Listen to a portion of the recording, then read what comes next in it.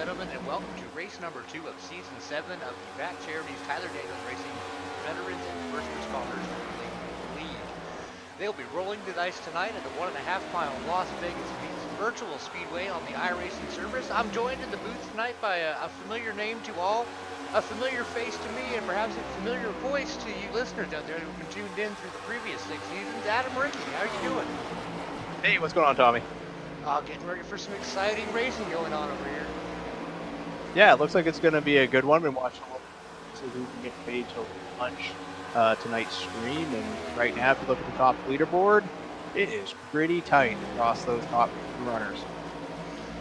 Yeah, less than 0.3 of a second going all the way back to 5th place there. We've got 16, now 17 drivers that have signed up to race tonight. And even though it's a 1.5 miles, we expect these cars to get a little spread out. I do think they are going to keep each other a little busy, especially with a pair of pit stops. Hopefully for the drivers under yellow flag, but hopefully under green flag for us up here in the booth. Yeah, absolutely. You know, either way, I think we're going to get some exciting racing. Just looking at the, what was it, just look at the top 9 are within 700 seconds of each other. For what they're able to put up for top speed. So hopefully we can get some good close racing, and get some good close racing, you might get a few cautions along the way with it. Yeah, absolutely. And I've got to mention, I'm broadcasting from the part of Florida that wasn't affected by Hurricane Ian last week. The reason Jay's not in the booth is that he was in the path, and he is safe, he's okay, but got a little bit of recovery. He's not expecting to have internet back until mid-August, so our thoughts and prayers do go to him and everyone else involved in that. It's going to be quite a cleanup, but enough sad stuff. You know, we're here to watch a good race tonight. I'm sure Jay would be tuning in if he's able. Maybe he went down to the local library and saw if they had some internet to tune in. Yeah, that'd be really amazing if he like chimed in on the chat there, being at the library.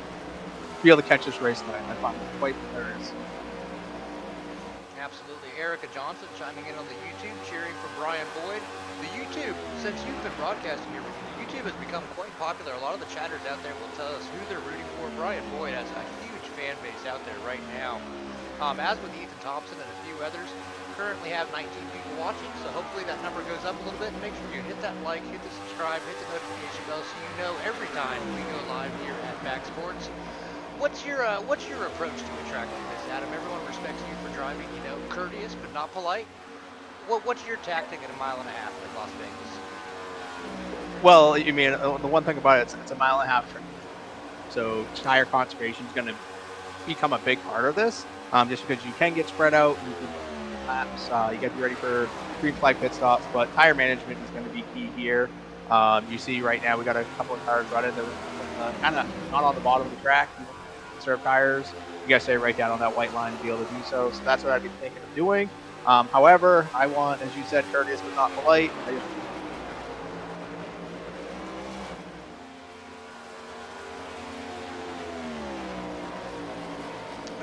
Broke up a little bit there, Adam. I heard courteous but not polite, but then you disappeared. Oh, sorry about that. Don't know what's going on with the connection. Again, you know, everyone knows me, my driving style. I just want to run with the back bumper, just be right there and force their mistakes to make my day easier.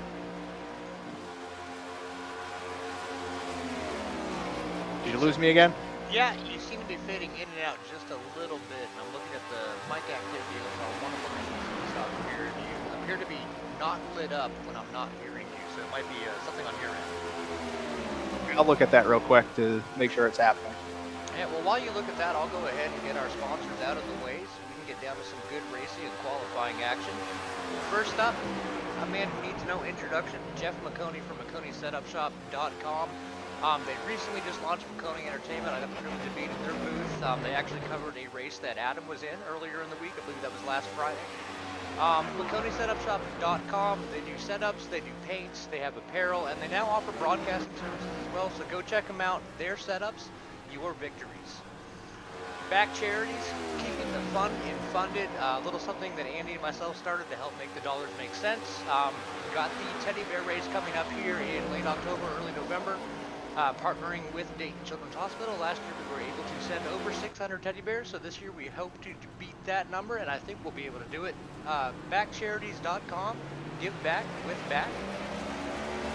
Providing season trophies for now 7 seasons in a row. B&B Wraps out of Pennsylvania. Jeremy Biker there does a great job. Live streams a lot of the prints when he does them.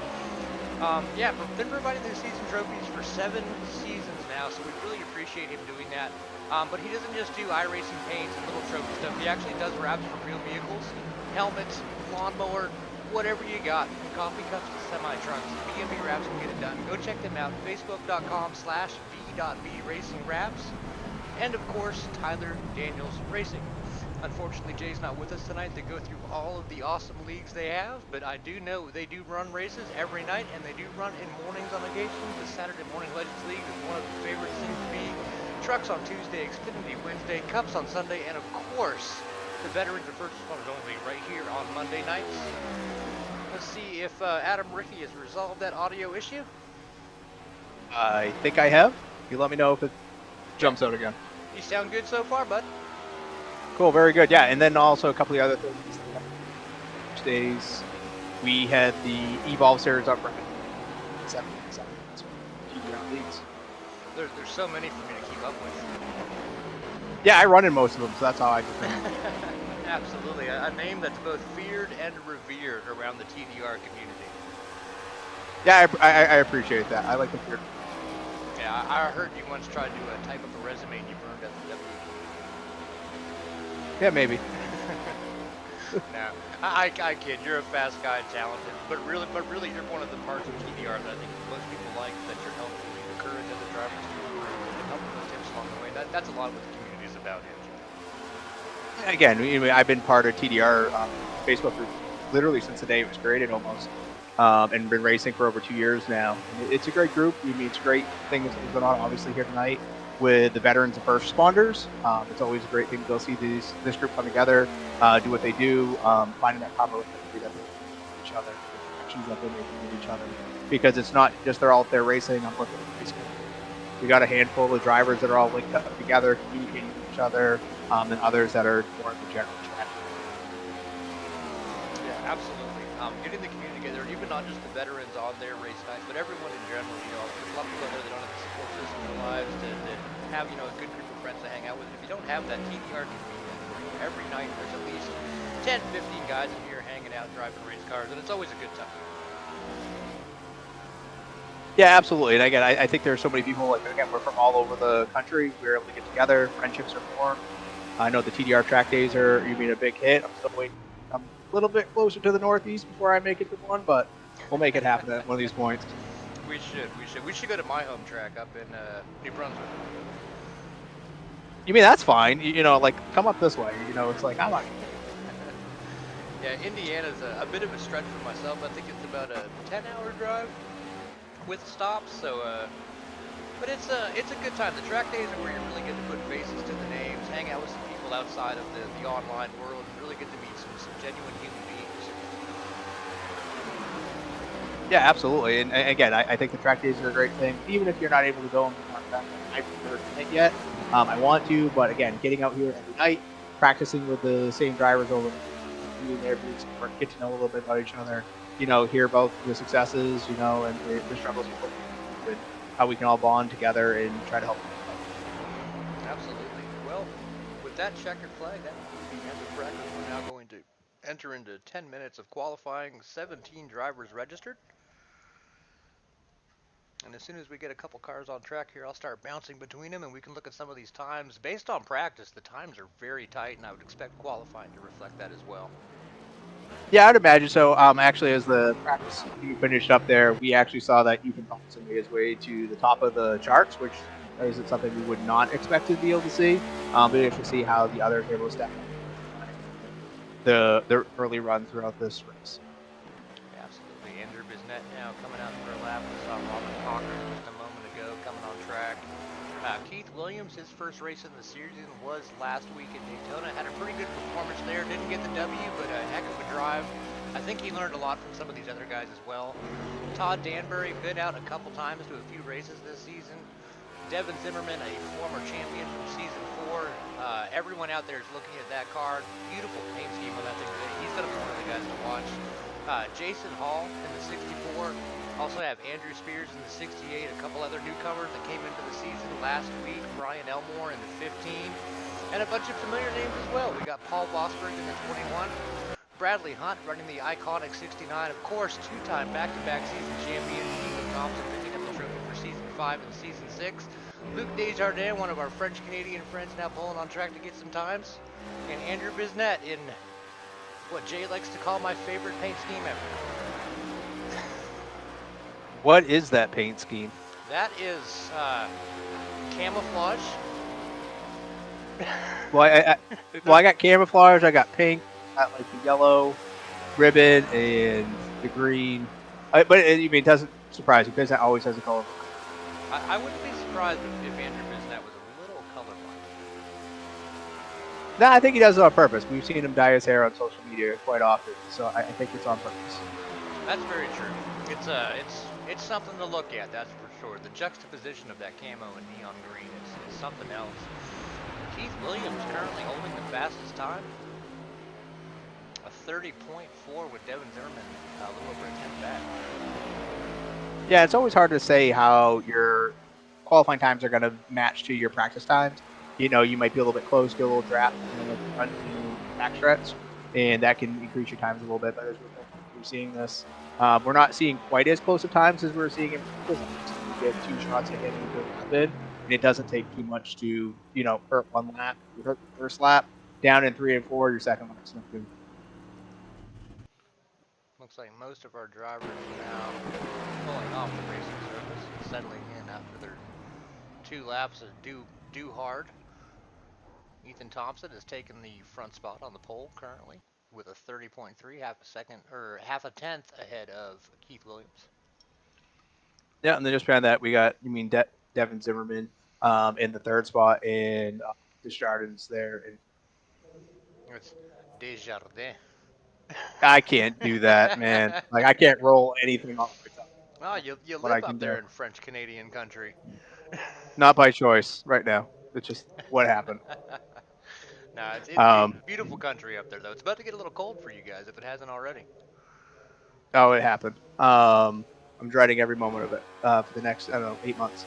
But, with that being said, they're all out in Las Vegas, where I would much rather be, where it's probably a good 90 degrees and enjoyable. Indeed, it hasn't quite gotten quote-unquote cold here, but we've had some chilly weather this week thanks to a cold front from up there. So it's been nice, been really nice weather here. As we see Brian Boyd making sure the sponsors get all the extra TV time they can with that Mission 22 on the hood, running a couple extra laps after qualifying. Yeah, it's a pretty sharp-looking car. I haven't really been in some of the more recent streams of this. You mean of this league, just because of what my Monday nights normally look like. But that's a pretty impressive looking car. I like it. A Cianci. Let me see if I can jump over to the Discord real quick and get that first. We can apologize later. Right. Well, you and I both have last names that are not the easiest to recognize right away. Yeah, absolutely. Yeah, but so far Anthony. we've had 16 cars. Oh, Anthony. All right. Anthony So with that being said, yeah, we've had 16 cars take a lap so far here in qualifying. So that means we're gonna have a pretty decent field. Session. 16 cars out on this track should give us some good racing. Again, what we've seen with the speed should bring some of those together into some packs. And with any luck, we'll see some good green flag pit stop. Yeah, 5 minutes left in qualifying here. Just kind of checking with the YouTube chat real quick. Sharon O'Neill's sister, Sookie, sister to Jay Downham and Jim Downham. Her small town was also affected by the hurricane. They expect to have their power back on Sunday, so hopefully you can mail some of that power down to Jay, because it looks like, unfortunately, it's going to be a little bit longer for him down there. And Jessica Vosberg, of course, cheering for her husband Paul Vosberg in the 21. It'd be awesome to see him in the top 10 tonight. And I'm telling you, Adam, watching Paul Vosberg night over night, he is one of the guys to watch. He's probably one of the quickest guys out there when he can put it all together into one package. No, I'll be looking forward to it again. I mean, some of these drivers I have great experience with. Some of them I'll be seeing for the first time, tonight. So I'll make any apologize. Refer to somebody as the wrong person. I put a name. Whatnot. It's okay. We're all professionals. I'll get that out of the way right now because it's bound up. Looks like we got Sigmund out here in the 37. He's been through a couple races through season 6 and season 7. Good to see him getting out there, getting a lap in. Oh, Man, those times are pretty tight. Less than a second separating all the way through to 17th, and that would mean every registered driver has put down a qualifying time. Yeah, it's looking pretty good as we're like looking through as the leader is going through. If we're looking all the way back to the top 10, we're all within a quarter of a second of each other, 0.24. Ryan Boyd back in 10th on Ethan Thompson's time, and when you're out there trying to lay down one fast lap, again, it does not take too much to lose a tenth or two. That's a little push in the center for overdriving entry, or that's a little bit of loose for a little bit too much wheel input coming out of the corner. Yeah, and one thing about the way these guys qualify, a lot of times, depending on the track, some drivers won't put down a time. They'd rather start in the back, avoid some of the chaos. But at a mile and a half like this, track position is everything. With a bunch of drivers who don't generally cause a lot of cautions, green flag pit stops are also going to be key here. So that track position really does mean everything going to this event, presuming it stays green from lap 1 to checkers. Yeah, and I think sometimes when you're using iRacing, when you're in the sim, you don't think too much about pit stall selection because it automatically gives it to you. And Yeah. if you could be in the first one, two, or three, generally on a track like this, you can floor it coming out of the pit stall, and you will not get a speeding penalty. Versus everybody else have to come up to a speed and then make sure they moderate, where you can launch a lot harder, and it doesn't really save you time on pit. It does it helps you on the entry back onto the track as you're going to the apron because you're going faster sooner, and you can actually gain tenths of a second by the time you get to the Yeah, just from that launch. absolutely. And one thing I've noticed on the iRacing world as well, people that run officials typically don't run a race that's long enough to require a pit stop. Not enough guys practice pit entry, getting slowed up for your box, and being able to take off efficiently without either spinning the tires or kind of lagging behind in a gear. Practicing pit stops is crucial. We see a lot of guys in this series that are very fast drivers that struggle with pit penalties. Yeah, that's one of those things. It comes down to like the racetrack. Unfortunately, a lot of people pay attention to like, am I fast? And then there's more to speed over the duration of the event and getting on pit road and getting off of the. I know for me personally, when I'm practicing, the first 20 minutes is to kind of figure things out, do a tire run for a little bit, just kind of figure out what the tire's at, and then the last portion I'm usually doing pit stop. Yeah, absolutely. I know Andrew Bisnet he was putting this together with the other veterans. They are running some longer races this season, so we are guaranteed at least 2 pit stops per race. And that practice has got to show up. We also have points this season, bonus points for leading a lap. We have stage points. Well, no caution will be flown, but stage points will be awarded at a quarter and halfway through the event. And that really picked up the intensity. We saw that last week in Daytona. They did not slow down. They did not give up. The race was intense. Green flag to green flag. Yeah, the introduction of this stage, it's really interesting what it's done to, the style of racing, right? Because you don't think much about it, but those 8 points. I know we added that into the Tuesday Truck Series the last season, and even though I missed a couple events, I was still able to do well in points because I was capitalizing on those stage points every single event that was there, and Yeah, it made a big difference. it changes the perspective from the driver's mindset. And Jay says it all the time. Every point matters, and they're so much harder to get than give away. So anyone who's laying back Absolutely. in these stages or giving away valuable points, they can't lay back anymore. If you want to win a championship, those bonus points you can acquire during the race are just as important, if not more important, than the actual finishing position. No, I 100% agree. And also, I like the idea of the addition of you lead a lap, you get a point. Mm-hmm. That's going to make pit strategy a little bit more into the game. Because if you're like, hey, I'm a fourth or fifth place car, but if I can lead a lap now, that gives me the same points as the position that's going to be in front of me at the end of the event. So you can capitalize on your stage point and get that extra point because it will matter. Oh, well, we certainly gave away a lot of bonus points at Daytona. We had quite a few lead changes there. Super Speedway restrictor plate racing. Great time had by all, and a lot of bonus points given out for leading the lap. Yeah, absolutely. I don't think we're going to see that many lead changes, here tonight. If they can keep it green, I bet you will see 5 or 6 different leaders, depending on how cautions lead would land. That might get us up to 7 or 8 different leaders. And again, when you're thinking, Jesus, only 17 track, that's actually a really good percentage of the field that can get up there and do something in the lead, even just if it's to collect that bonus point. Yeah, absolutely. Well, as the pace car lines up and cars start falling in behind, I'm going to do my best to roll through the field. We actually have 18 drivers registered. I see a D Price late entry, no qualifying time. We'll start at the back. best of luck to him. It's going to be quite a battle here at Las Vegas coming from behind. But sitting on the pole, Ethan Thompson in that Mission 22 car, sponsor he picked up for this season. Of course, he's got Mcconey riding alongside. Let me see. So many buttons. Keith Williams, who did lead through practice for a little while, had a great qualifying lap coming out P2 in this 42 Red Ferris Chevrolet. P3 is going to be our Canadian friend Chuck McDonald. Forces.ca represented on the hood there and on the back. In fourth place, looks like Andrew Bisnet. Devin Zimmerman. Where's that button? Devin Zimmerman. Sitting to the outside of Chuck McDonald. Directly behind him, we see Andrew Bisnet, and to Andrew Bisnet's inside, we see Luke Desjardins. The 069 of Todd Dansbury sorted in behind him. And then he's not the number 3. That's Hall in the 64. Jason Hall. So registered as a 64, but running custom number 3. We will mess that up all night. We apologize in advance. Actually, I take that back. We don't apologize for anything up here because we are all amateurs. The 68 of Andrew Spears, that beautiful W with that cute little emoji on the hood there, and then Brian Boyd to his outside in that pink Mission 22 car, number 78. Paul Vosberg running his iconic 21 with a new sponsor on the rear quarter panels there. 26 would be Anthony Cianci. We got the 37 of Sigmund, the 15 of Brian Elmore, that beautiful Black Rifle Coffee Company Chevrolet. 69 of Bradley Hutt. Oh, we are green.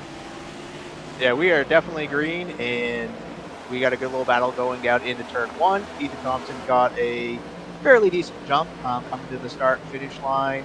Be interested to see how that momentum carries Williams on the outside down the backstretch. If he'll be able to get a run, or if he'll do anything with it with that run. That looks like he did actually end up getting down the backstretch.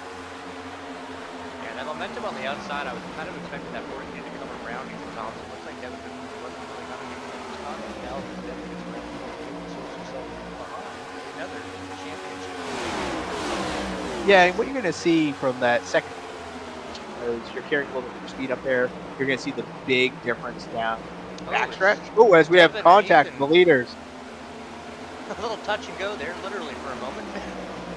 Yeah, there's a little bit of contact there, but with that being said, Williams, being in that outside group, had a nice clear lane.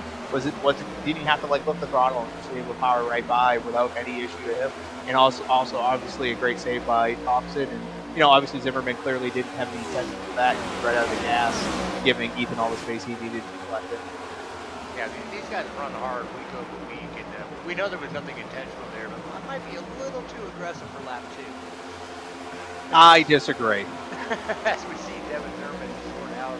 Oh, no, not quite. Fight back on the outside. Yeah, he's got a good run, good momentum. As you can see, Zimmerman is running quarter of a groove, half a groove, a little bit lower on entry, and that's going to get him down into the center. He's just really good at that. He's going to have to arc out a little bit more to get that speed. As you see it right there again, he's going shallow, and he's just not going to have the momentum up off to beat even.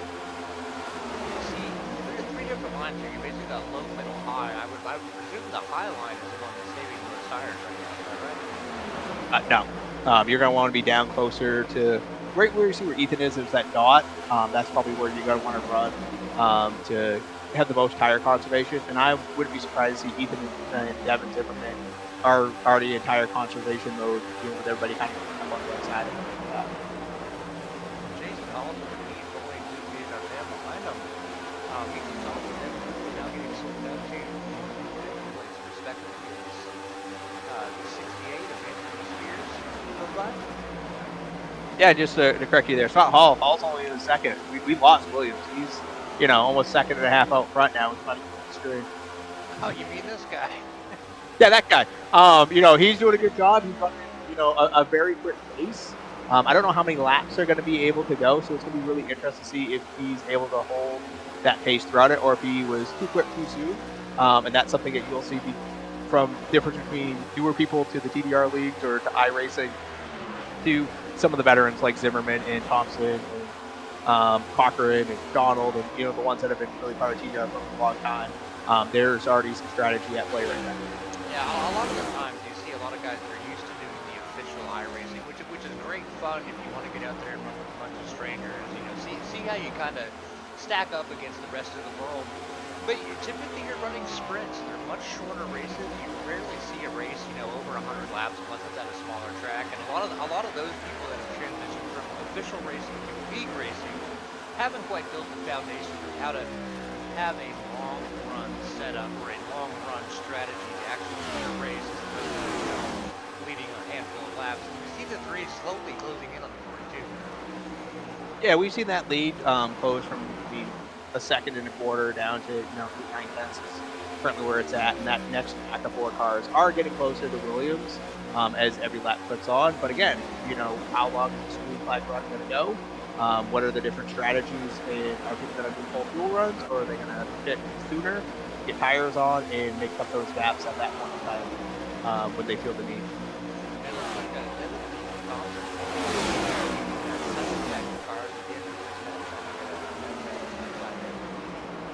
Yeah, you mean this is it, right? I mean, this is actually a good little amount of racing we've got going on right now. Side by side, little slicing, dicing, taking up some of the lanes that they've got going on, and you can actually see there is a pretty decent, second move.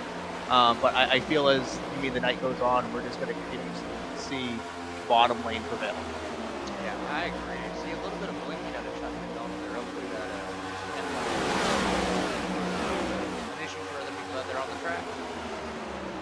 Thompson never going to continue to lead the second pack back and jump back up to the front of that pack. Yeah, we'll see here. Hall's now down to 7 tenths of a second off Williams. Still closing in just a little bit at a time. He's kind of gapped himself in the 3rd, 4th, and 5th place cars. Then we have again that big break before we get to the 6th, 7th, and so on. Leading that smaller pack of 3 that is separated by 1st and 2nd. Seems like everyone's kind of found their groove. They're going to ride around for a bit. Got quite a few laps before we have to pit. I'm not sure what the fuel run here is with these particular setups, but we are expecting at least 2 green flag pit stops. Hopefully for the drivers, a yellow will stack them back up and let them get a little closer together. Yeah, and again, not knowing fully how far they can run fuel. One of the reasons being that is with some of these events, they do adjust the fuel, so it might not be a full tank of fuel. So without knowing that, we can't necessarily speculate on it. But if you know you're going to have 2 green flag pit stops, got 125 laps, you're going to be looking 40 to 45 laps, somewhere between 80 and 90 laps if they're going to try to split up the race. But then again, we also know that there's stages, and we know that there's a quarter and the halfway point. So how will that also factor in? Will somebody go a little bit long to get those stage points versus coming and getting those tires? And then how will that play out at the end of the event? All the way down to the apron there to pick it back up, was able to keep it under control and resume racing on the race surface, but gave up some valuable track position there. Yeah, and unfortunately, when you get loose with these cars, this compound that the way they have it set up in the sim, you burn up that right rear, you're gonna continue to have a bad night. Yeah, they're very snappy. That's one thing I've noticed both in the real world and the iRacing surface.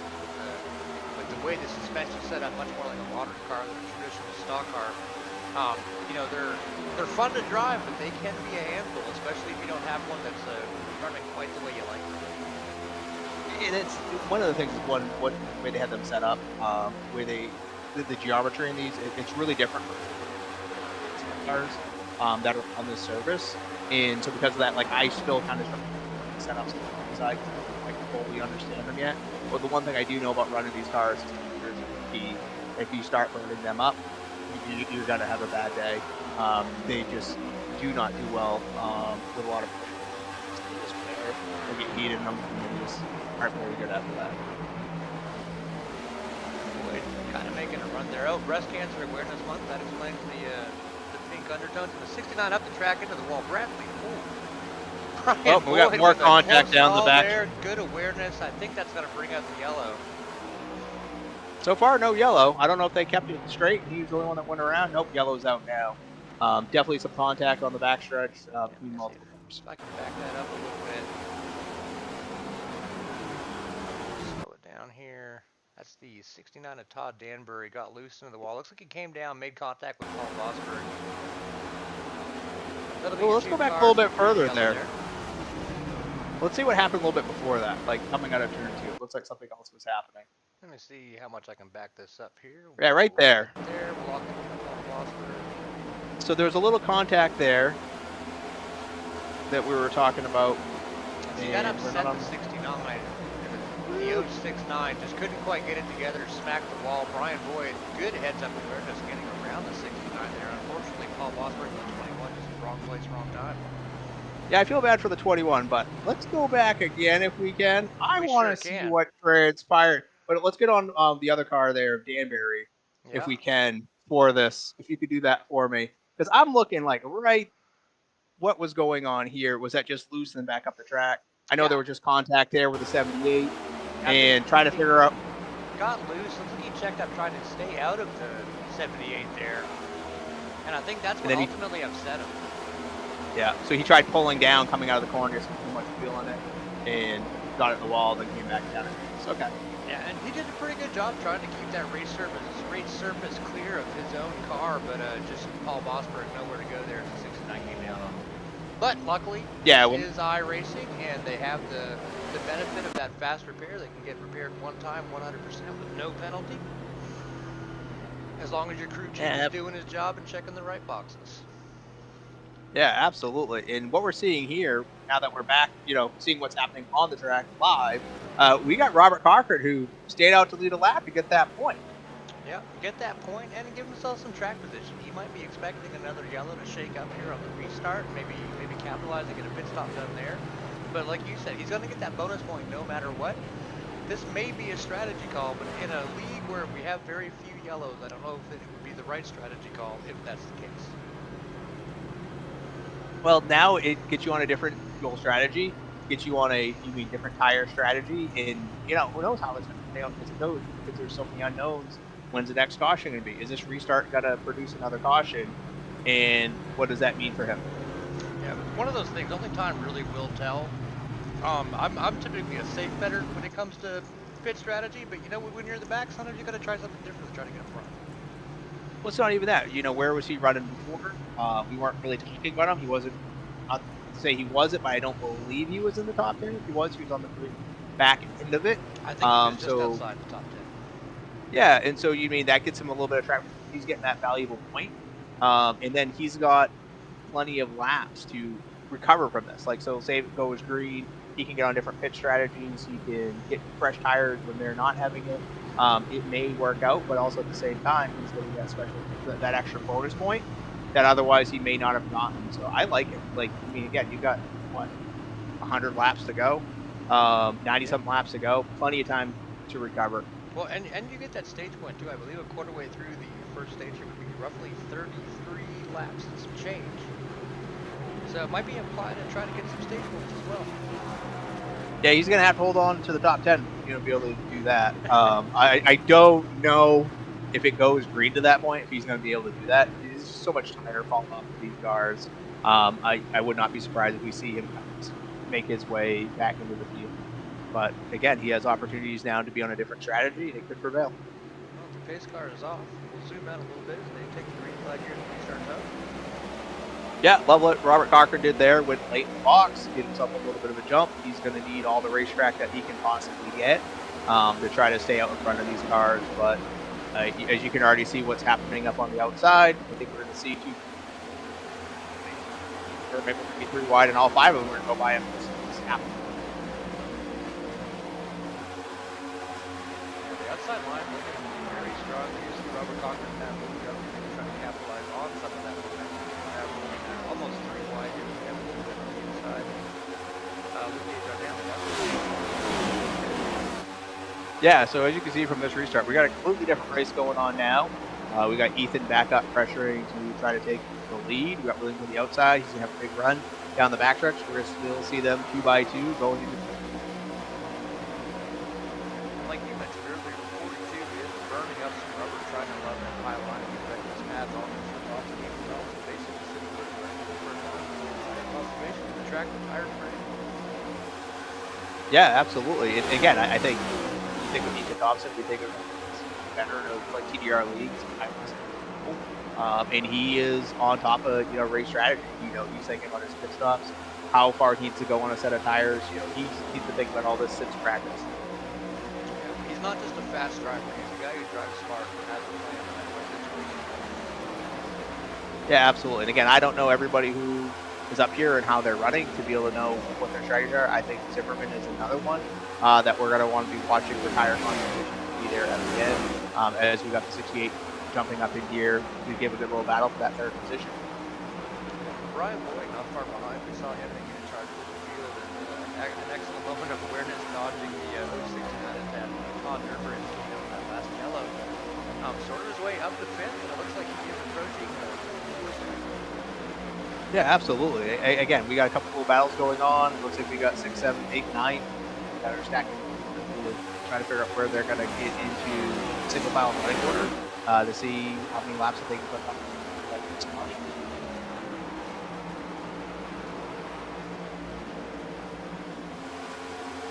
And again, we got BizNet high coming up to 2. We got the 10 on the inside. And as you see here, again, I really feel like that inside line is going to be the one that's going to continue to prevail. I believe there is some speed in the second group, which is the beating up of the tires. Now, last week we were at Daytona where, aero in the draft. How much does aero in the draft come into effect at the track? You can get some good speed out of it.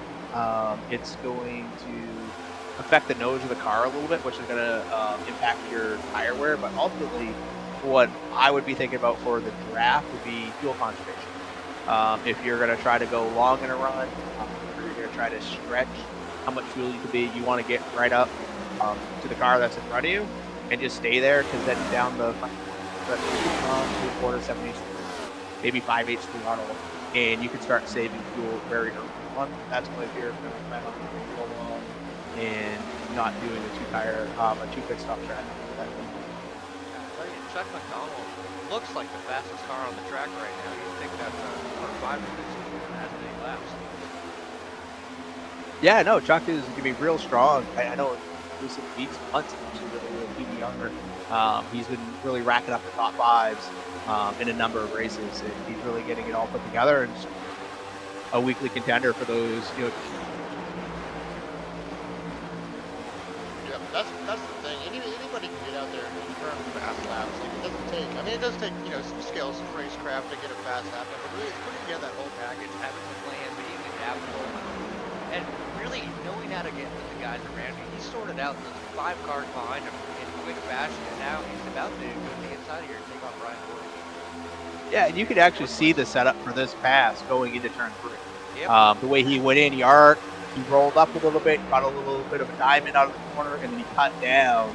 And he was able to get away with that because he had a little bit of that, but it just pulls you out of the corner just a little bit. Chuck McDonald now leading second back to cars in one place. That was 1, 2, 3 to 9. 68 of Andrew Spears.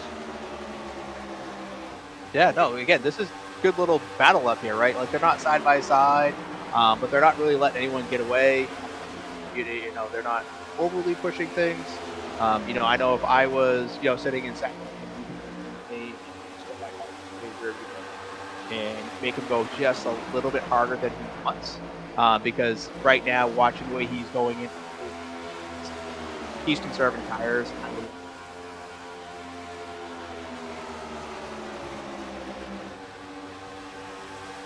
Looking at the different lines that are next to Thompson making a lot of use of that apron on the front stretch. Yeah, it gets you a little bit of time, but as you can see, he's not really like it's not making a big difference, but it does help to balance those that are running in the second group that are just carrying a little bit more speed down the straightaways. It does help a little bit there to just kind of keep that gap in. Williams consistently teaming to the left and right of him.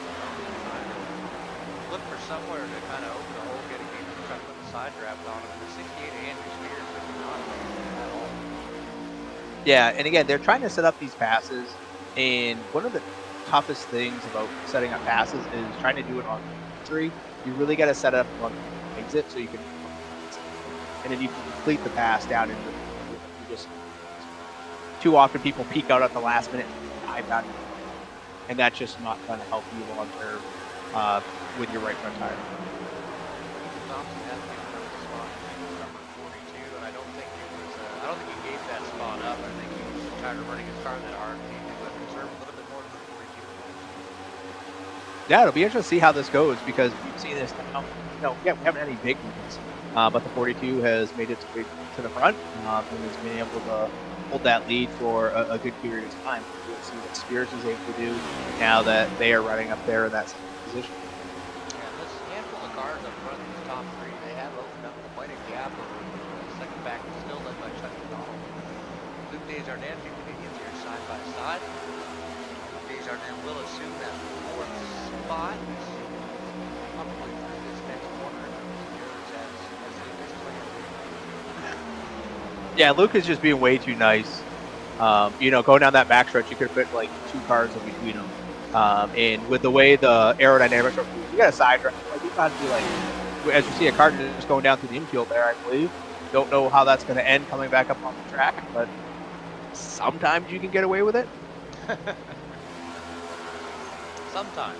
Man, we got Caution's out. On the track here. Let me see if I can I'm going to go out on a Bradley limb Hunt, and say it was the car that went through the grass. And it was. Sure was. And he went all the way through that grass too, didn't he? Yeah, he went all the way through. It looks like when he came back up, he was just still carrying way too much speed and probably wasn't facing the right direction. Oh yeah, see, he's not even like on the ground. There's another bump, comes back up. Oh. Just flies in the side of the 18 of Price. That is unfortunate. I know Price. Oh, man, had nowhere to go. I think that was a little bit of a risky move on Bradley Hunt's part to try to resume racing coming off that grass. But looking just inside from Price's car here, he sees the car. He sees Brad down there in the grass, and he's like, oh, man, please just let me get by. Yeah, and then right there, right, you just see that nose just peek out. You just know at that moment this is not going to end well. That is unfortunate. Yeah, that is super unfortunate. And, I'll be the first one to say you can make passes in the grass. You just can't do it the full length of the grass. You can definitely cut off the little bit at the end on the backside of the tri-oval. You can put 2 tires down there, and you can dig underneath someone if you need to, but that was a little excessive.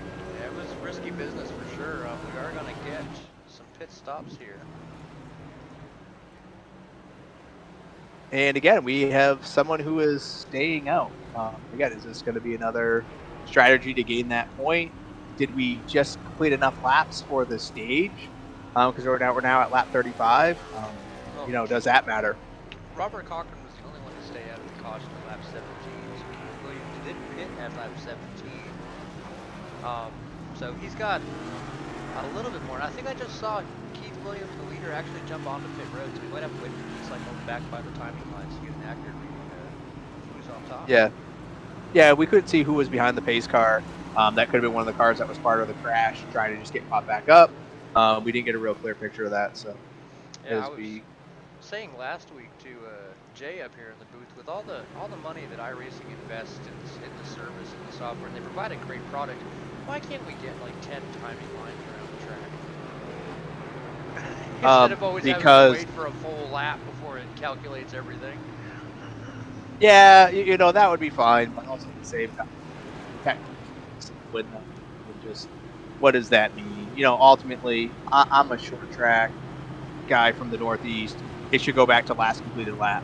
That's just what I was brought up on in racing, and that's what I believe. Yeah, see a few more takers on pit road. Devin Zimmerman, I just saw his note right here. I'm riding along with Keith Williams to see kind of where he gets sorted out when he crosses the line here. That should put him pretty close to the back. That's going to leave Andrew Spears in the 68 up front.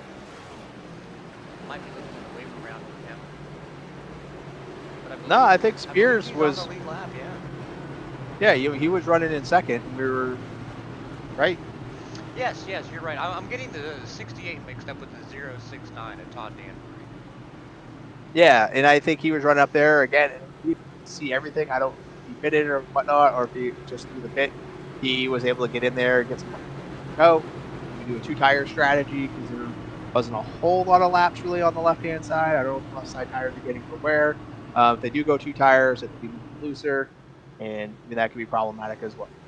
Yeah, 2 tires, it could work here, but if I'm going to take some rubber, I'm going to go ahead and take all 4 and keep the car pretty balanced.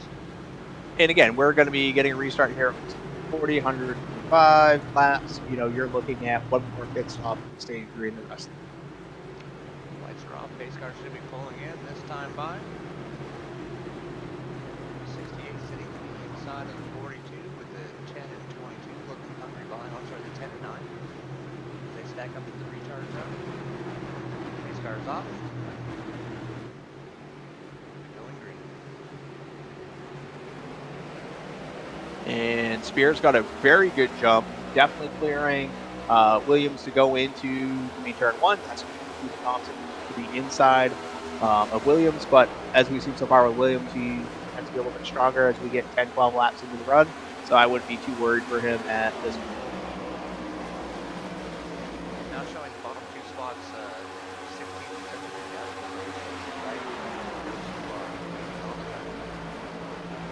Yeah, absolutely. And again, depending on where you're at, quick repairs, sometimes we don't always see anything that goes all. We used a quick repair earlier, then got caught up in the crash and didn't have give me the ability to use another quick repair to really get one.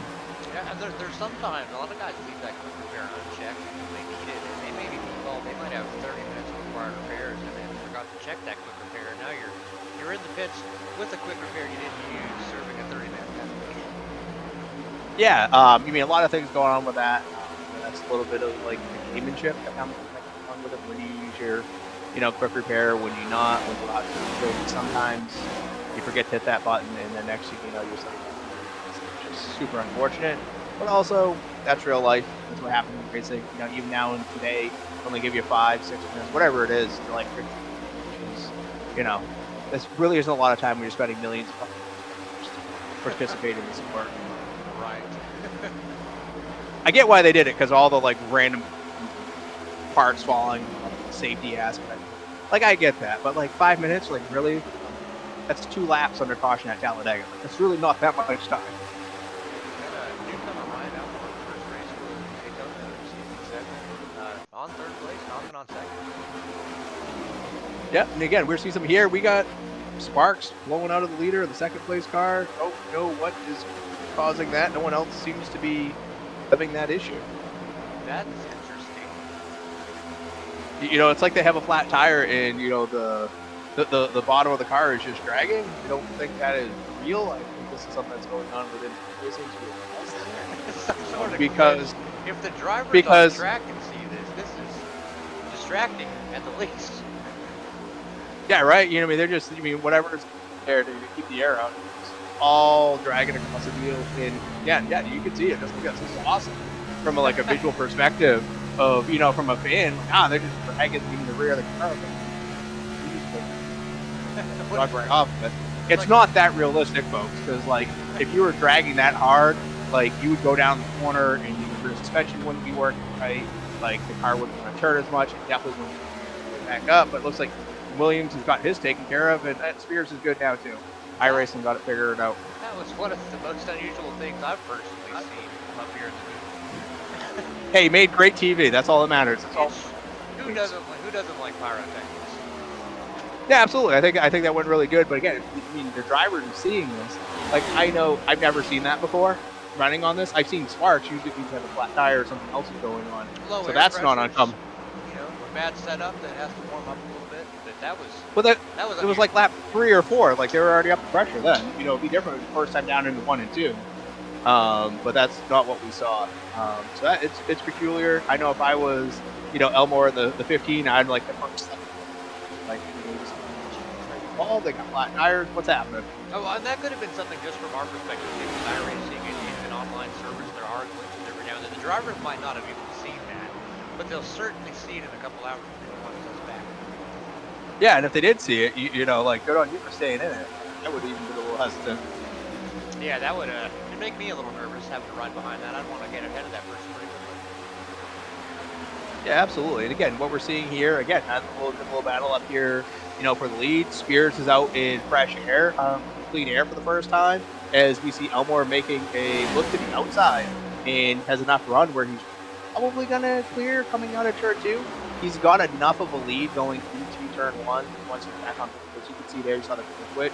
He has enough to be able to carry that momentum out of the backstretch. And we're going to have yet another leader. Yep, looks like the 42 might also be starting to see Yeah, it's interesting to see how they're all running a little bit different line. We were talking about it earlier. We were looking at Williams to Thompson, and we're going to continue to see that they're moving around just a little bit.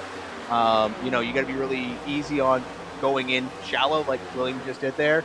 He went in low, but he really wanted the groove, which really put Spears in a bad spot on corner entry to center.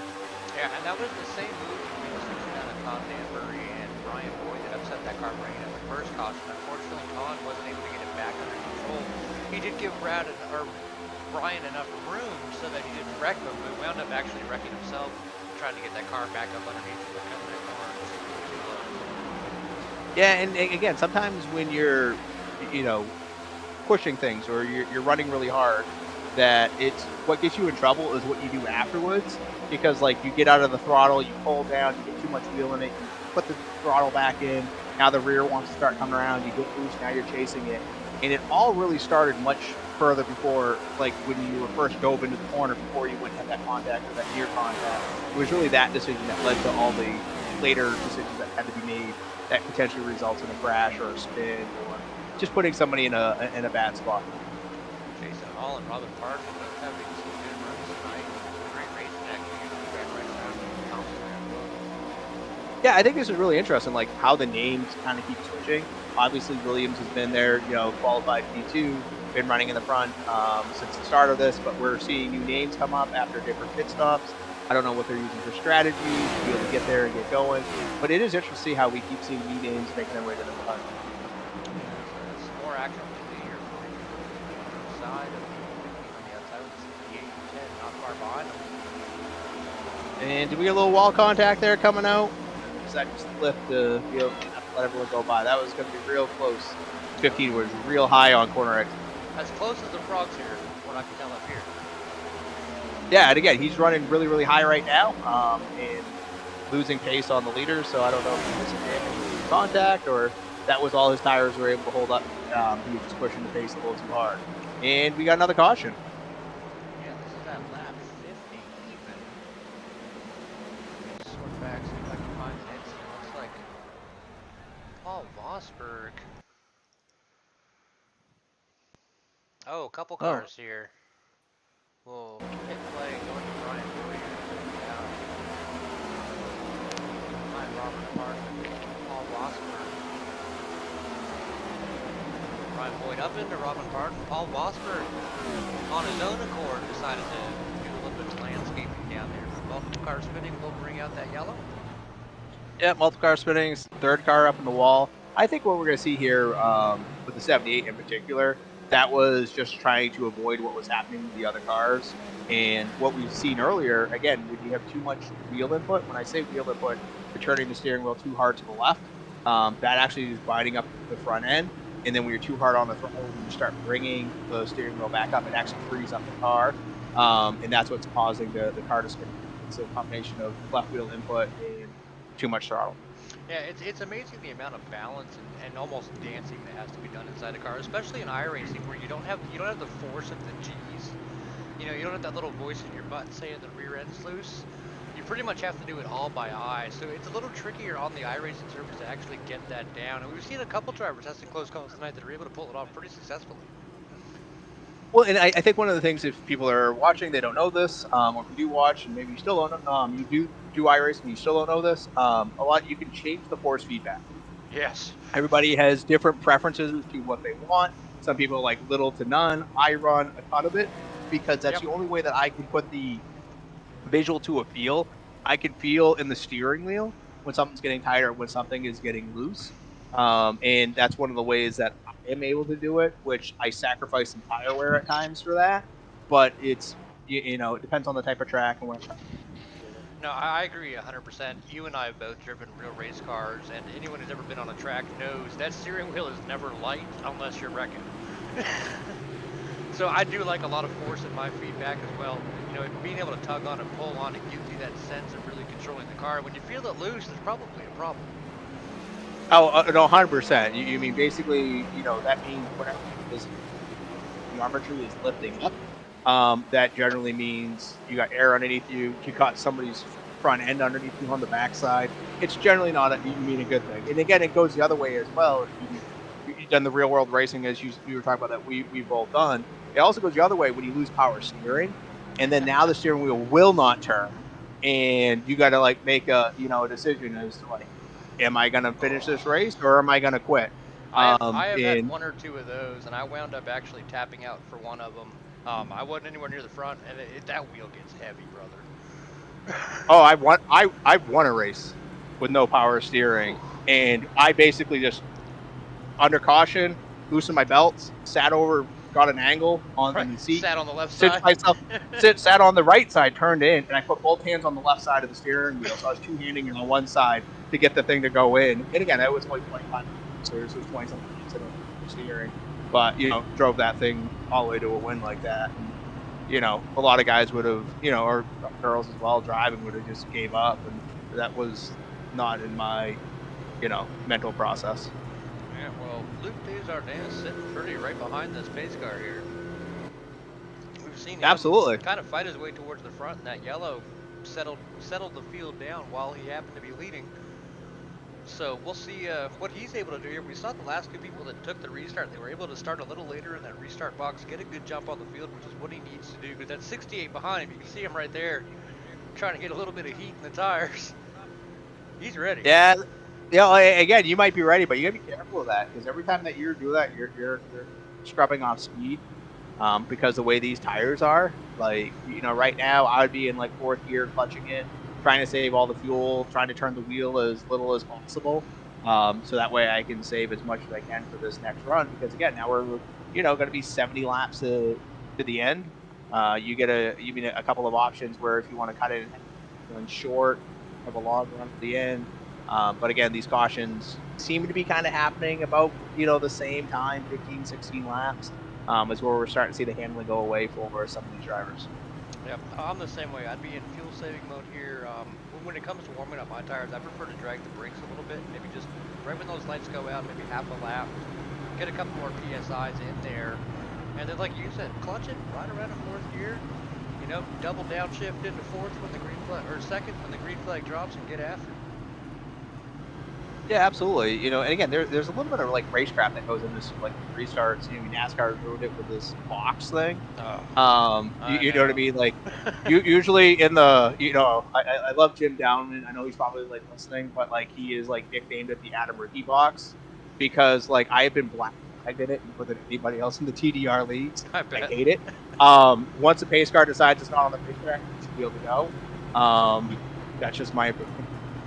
No, I agree with you, but we are beholden to the rules of the games we love and the different sanctioning bodies that rule them. So, but no, I'm with you. I think the old school racing to me is a little more competitive, a little more driver's advantage. But the new school stuff has brought a lot for the viewers. It's really tightened up the packs, made it a little bit more exciting racing. Where at some tracks you didn't always see that week in, week out. Yeah, I just love the racecraft aspect. When Kyle Busch is starting second, he gets his pants pulled down on a restart. Like, that's just not real. And here we go. We do got a restart. Luke is able to get out to a good jump over Spears. We got Ethan Thompson back up in the top three. We've seen some speed out of him early in the run. Like, he seems to be coming back. I don't know if that's the car, that's the setup, the strat, or that's part of his strategy, and he's been really hoping to he just hasn't been doing it. So it'll be interesting to see if he's potentially changed that strategy and become a little bit more aggressive. 42 back here. I was just gonna zoom to him because I thought I saw him making some wild moves, trying to get some track position back real quick, and I guess it kind of bit him in the butt before I was able to focus on him.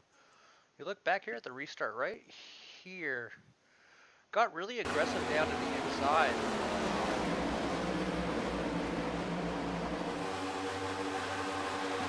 Oh. No, up. Yeah, I'm gonna have to go and say I don't really think that's on. I mean, the No, 42. I I don't. think he was good in that position, and I think because he's making those quick moves, whether the other driver knew that he had already got in there and really filled that position as they were trying to clear down themselves. Yeah, I think what we saw with the 26 there, just a little bit of a lack of awareness. The 42 was getting aggressive, kind of.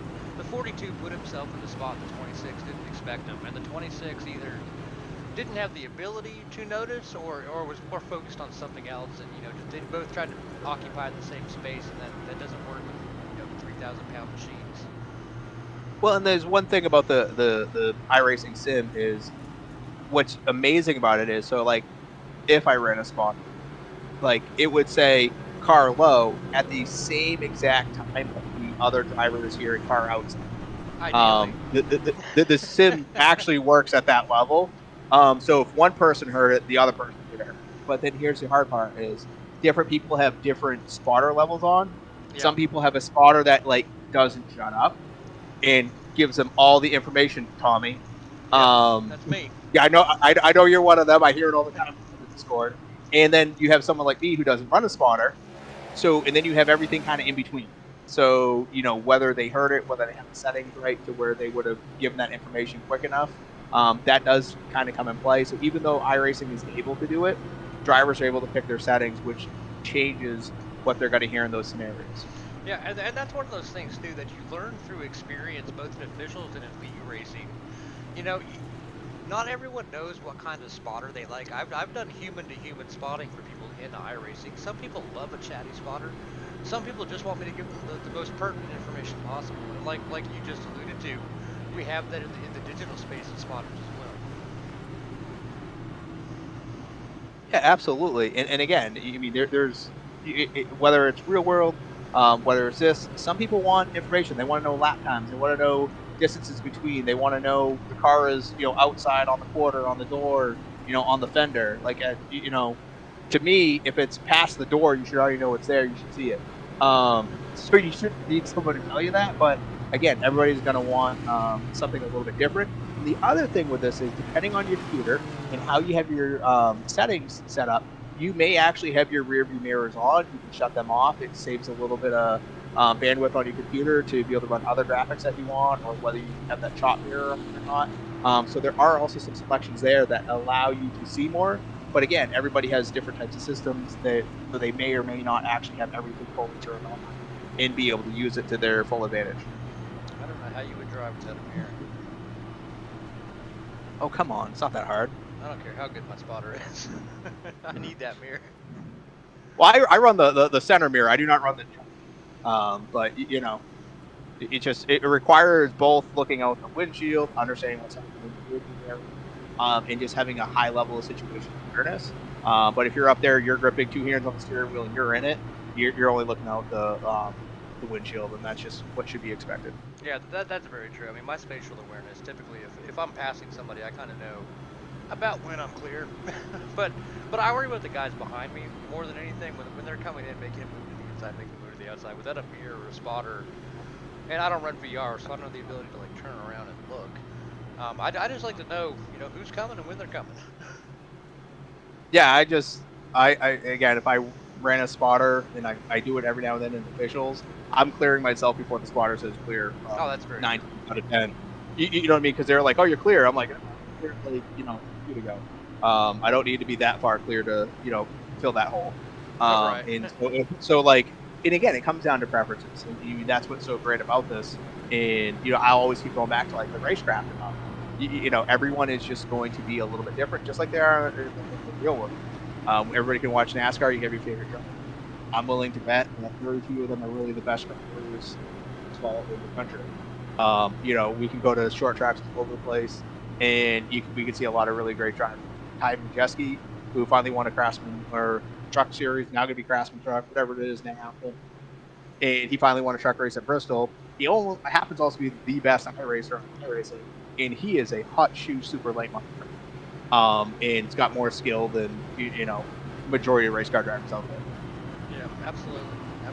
It's really, like you mentioned, racecraft. Racecraft isn't one size fits all. It's learning how you drive and how to do it the best. Yeah, absolutely. And again, here we go. We're going to be getting going another restart. We know Spears has been up here for a few different starts. They just had one real quick with Luke on the inside. Will Luke do something different? Will he do the same thing? Will Spears be able to anticipate what it's going to be? I'm assuming Luke will not go early in the box. I'm assuming he's going to go middle of the box where he feels comfortable. So we're in the middle, right there. See, that's where he's going. Yeah, and that's a good safe spot to be able to do it. That's someone who is not trying to play games to get people to jump. You can go late in the box if you want to do that, or if you're super aggressive, as soon as you think you're in the box, you're gonna go.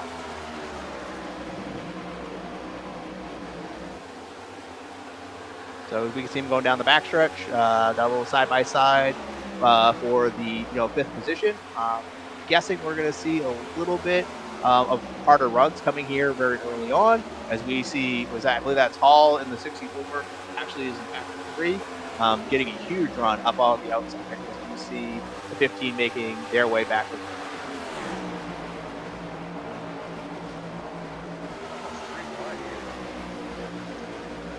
No, it's going to be. I think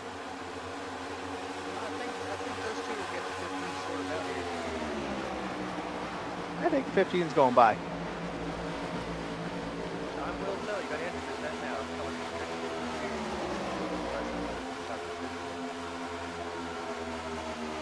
Yeah, and I think what the 15 is doing here is doing pretty smart. The pretty side.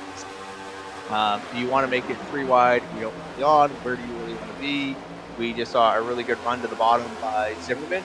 Some clear Thompson for that position. But you can see just from the time that they're running side by side, there's already a pretty big gap from first, second, and third back in that position.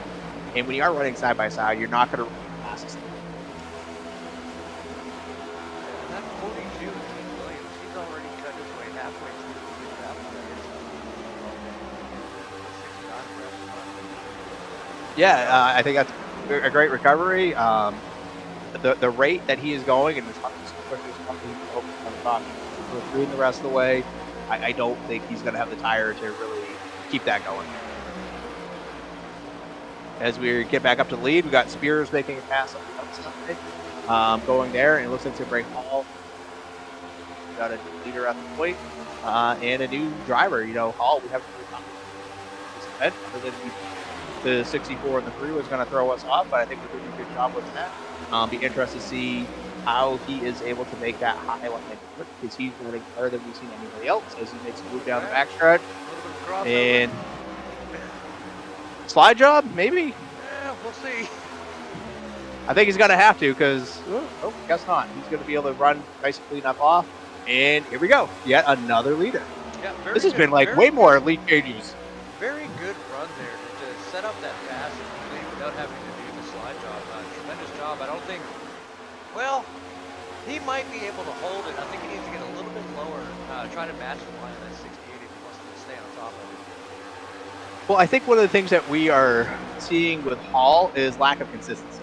With how they're going in, you saw a little weaving down the backstretch high, kind of the middle corner entry, got in too high, carried too much speed, and then had to get out of the throttle through corner entry, which now brings 68 back up and start charging on the inside.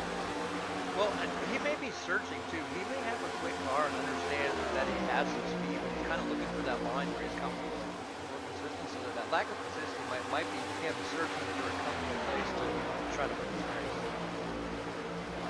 Yeah, and again, we're seeing him way up, kind of by the wall, not really at the wall. I won't give him, enough to say that he is in fact at the wall, but definitely running higher than we've seen anywhere else. But it's going to be really, really hard on that tire. You're going to be just running that much higher. You're running that much faster. So you're just going to put more load on the tire. You're just going to be faster. Yeah, we might be seeing that fatal movement too. The 68 has started to open up a gap. But it looks like TJ Darden, just looking at the times, not quite closing, actually losing a little bit of time in the 3. So the 68 and the 3 are walking away from third place. And again, we haven't seen a long enough green flag run, but 30 laps into a run. We've been getting a lot of 15 lap runs so far. And if we go green the rest of the way, maybe we'll finally start to see how tire conservation will play out for everybody. But then again, we're probably into a point now where it's a one pit stop strategy. If it does stay green, none of these drivers have done a green stop. green flag pit stop yet, and that could very easily play into the hands of some of the veterans of the league. And we have those stage points too. We're getting close to halfway. That'll be on the back stretch of lap 62. That'll be 62 and a half laps. Halfway through the race here. I don't see the stage points being as much of a factor as we tested again at a mile and a half track like this. We saw, of course, with super speedway racing. I'm really curious how those stage points are going to play going into some of these short track races we're going to come up next. Yeah, I'm super excited to find out what happens on the short track, because as we see a little bit of battle here starting to shape back up for the lead, where we had Hall kind of looking to the inside of Spears, but again, really high line, just going inconsistent, no quarter entry, but bringing it back to like the short tracks. Short tracks, just it's a different animal, right? You're out here, you're racing around other cars, and you got a lot of track. It's real wide. You've got multiple lanes that you can pick. Then depending on where we're going to be going with this lead for short tracks, it's not as wide. You can't race around everywhere, and there's probably one lane that everybody wants to use. So it gets a little bit more dicey. You get a little bit more aggressive with some of those moves, which is generally why you see more cautions on those tracks, just because you don't have the ability to run 2-3 wide. You have 3 or 4 lanes to work.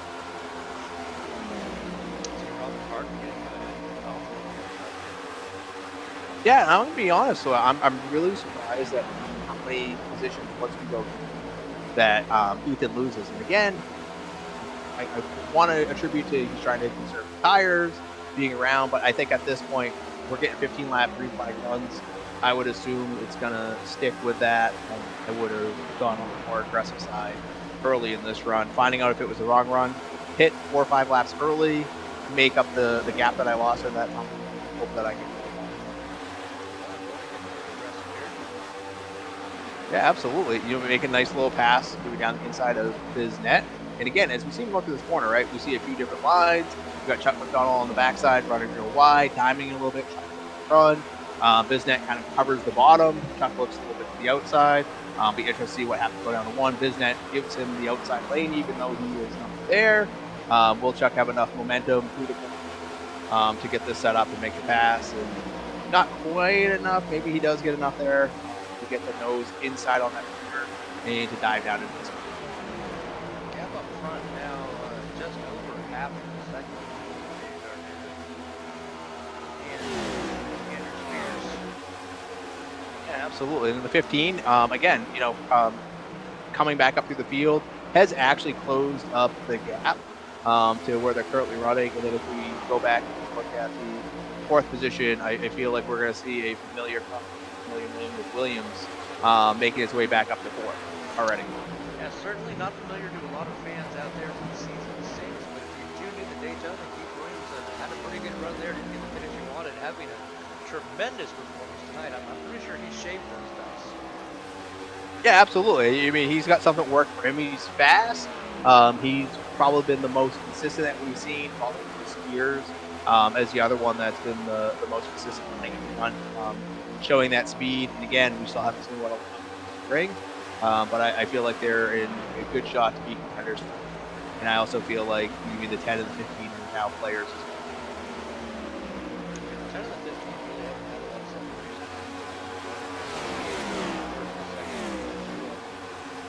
They appear they make gains on the 68 of Spears, and they kind of fall back again. They make gains and fall back again. Not really racing side by side, but I think they're both kind of pushing each other's limits. And the 42 loves to see that. Well, yeah, what Williams wants to see right now, he wants to see doing 2 wide for the lead. And if that happens, you'll see that he will close. Again, right now we're looking at from the incarnate. It's a pretty big gap. Like, it's not a lot in time, but it's quite the distance. But if they get side by side, they'll slow down by a couple of tenths, and he will close that. Right around one more lap here. You notice that the 10 get closer together. The 42 almost feels like it's on the line. Oh no, clearly the 42 is fast. Kind of stabilize a little bit here, and then you see the 42 come again as they kind of get towards each other. So the 42 is loving the action he's seeing. Yeah, I'm really surprised to see how much speed that Williams is carrying. So you can see it a little loose there up off the corner. And again, kind of riding around with him, seeing a little bit what his drive style is. You mean the minimal amount of steering wheel input that he's putting in, that means he's actually, even though he's running really fast, he's not putting a lot of extra load by turning the steering wheel too much. So it'll be interesting to know if he has a bigger steering ratio, but we are starting to see a little bit of the looseness up off the corner. And I do feel like even seeing this with the fast cars, this is about the laps where we start seeing caution loose runs. And it's always been cars getting loose up on corner exit as the third place car. I love it when I'm right. So clearly there's something with the tire wear in this setup. At this point, these cars start to become a handful. And this is where, again, what different drivers can do, they can have a bigger steering ratio, which is going to help them with tire conservation. So they're not chopping on the wheel. It's not as inconsistent on how they're doing wheel input.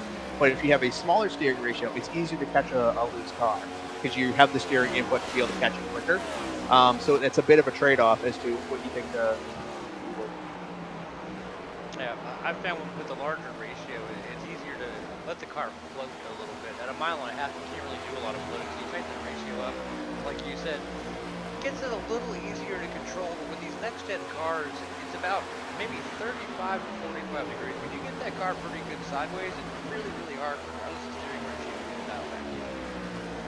No, absolutely. They just catch in a really strange way. I really think there's a lot with the aerodynamics when they get out. And again, iRacing has done a lot of years to fix some of the fun little hacks drivers figured out. Because back in the day, if you got loose, the trick was to just stand on the gas pedal, and you think you'd spin out, but for whatever reason, the game's physics would actually straighten you back out, no matter what car you were in.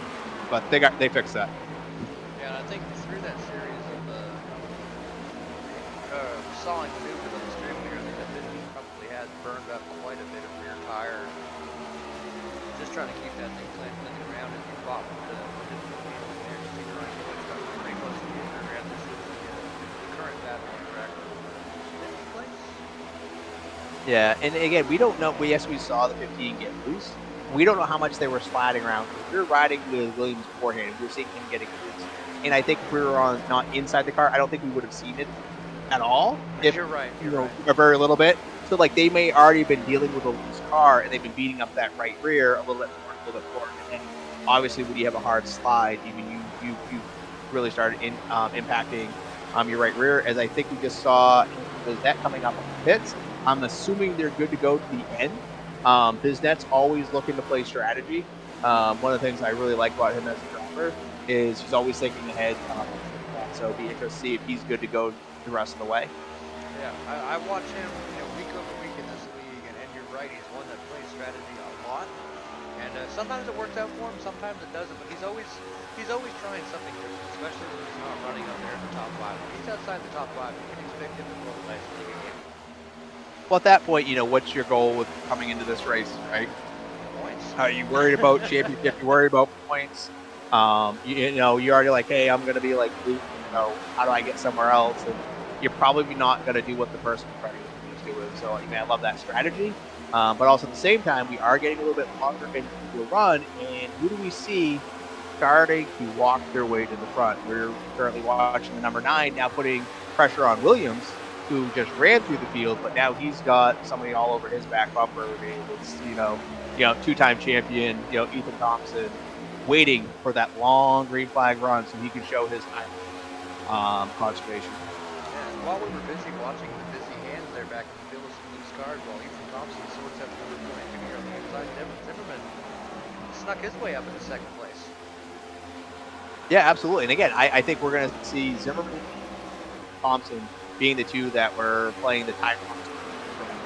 So to be able to see them walk their way up, you can see the speed difference. And you're not going to see it really on the straightaways. What we're going to be able to see is we're watching Zimmerman. It's going to be on late entry. He's going to be able to turn in a little bit better. And you're going to see right here is where he's closing up the gap. And then from here, they're on throttle, and they're going to stay even down the straightaway. He's not going to be able to really close it up much. Yes, he can run a shorter line. That's helping him. Clearly, Spears is not trying to protect that. Obviously knows Zimmerman is faster and gave him a complete range to use. Ethan Thompson has a pass on the 42. Pass on the 68. We have another Absolutely. 7 or 8 lead changes this race, I believe. Oh, I think we've had more than that. I think we're at 7 leaders. You know, this has been far more contested at the front than I was even originally like expecting. Like I didn't think we'd have this many different leaders. But again, we're not over yet. You know, we still got a little ways to go. We'll see what the tire strategy brings us. We might see another person or two finding their way up there. Yep, 38 laps to go. Not an eternity, but definitely an opportunity. Yeah, absolutely. And if I'm, you know, running, say if I'm Spears right now, I'm like looking at this going like, that's this run. How was I quicker that long? Like, you know, when do I want to caution to make this a little bit more of a, you know, a little bit of a short feature race at the end, where you have that situation, because we're seeing Zimmerman and really showcase that they're really good at that. So you want something that would take their strength from their racecraft away from them. Absolutely. We can actually jump on the helmet camera 68 here as he chases the gentleman at 93 who just be thrown him from first place currently. Seems pretty well planned. Almost like the car might be a little tight.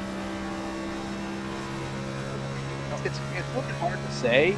I think we got to watch it like another lap or so. Really, turn one will let us know if we're getting a loose car just because the way the transition is. You know, we're looking at steering input.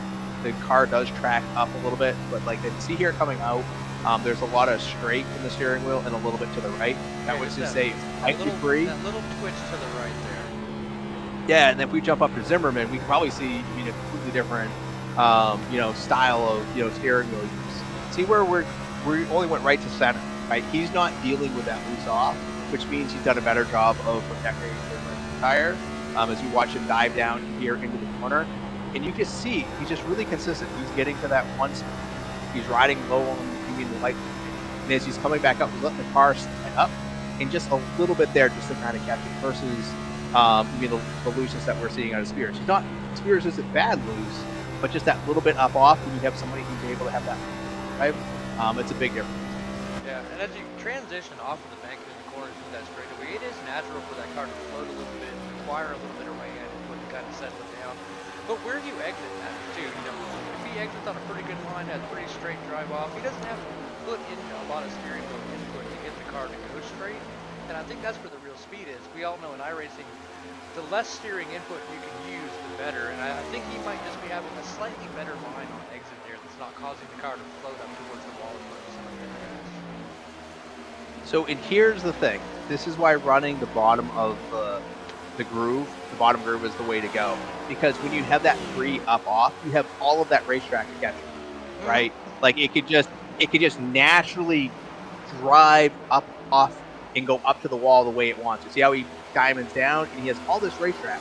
If you're a groove or two higher than that, in order to keep that car when it wants to travel up that way, you have to actually put more steering wheel input, or you have to come up with to be able to do that. And when you're putting more steering wheels, you're just burning up your tires a little bit more, and you're getting that little bit of looseness because it's really coming from turning of the left to try to keep that car pointed down in that transition.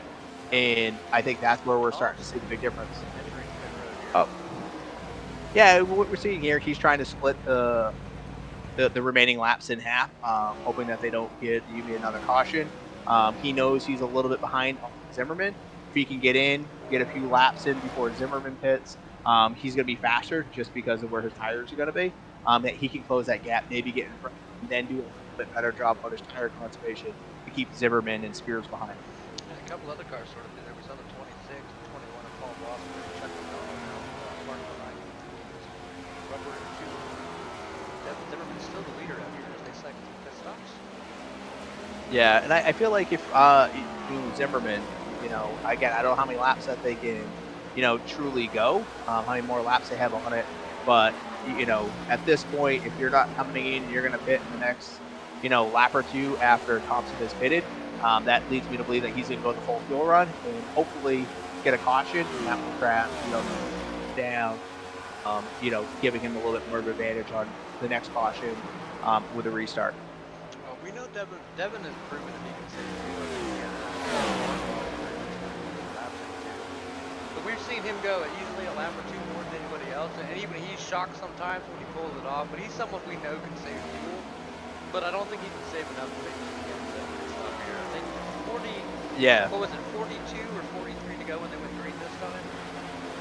And then being Oh, out no, there it was- leading the race, you're using a little more fuel than the other guys, but the gap's not quite big enough where you can take it easy, and now we do see him pull up river now. Yeah, absolutely. And again, what we're going to see, and if you can just stay on Zimmerman, as he does his pit stops, to see where he comes back out and blends with the 9 car of Ethan Thompson. As we continue to see Spears is still out back in the lead, running those laps. I would feel at this point with those two in the pit, Spears should be like coming in sooner than later. And again, at this point, you're betting and banking on another caution. Robert Cosworth is hard. Todd Lemmer is out. We got 2 extra cars on pit road. He's now pulling off. Brian Boyd and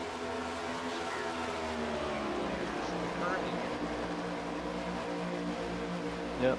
And so what we're going to see here, where Zimmerman's coming back in, we got Jason Hall to the outside, and then the next car that we should see just behind that is actually Ethan Thompson, which I'm surprised that didn't really close that gap, even though he had a couple of laps into it. But also at the same time, this also might be part of Ethan's strategy to know, like, I was a little bit behind on tire conservation, so is he saving those few laps, knowing that he's going to need that speed later in this run, knowing he's going to be 30 something laps. Well, as they cycle out, we can expect Devin in a position where he's not too far behind. No, absolutely not. There's definitely still a community there, but now if it stays green, there's going to be. Pit road. We'll see the 78 now drop in behind him onto pit road, and that will cycle out the pit stop slowly. No, actually, I think the 03 Hall has not pitted, has pitted. Maybe he pitted, and now that's put him in front of Zimmerman. It's currently showing him in third, in front of Zimmerman right now.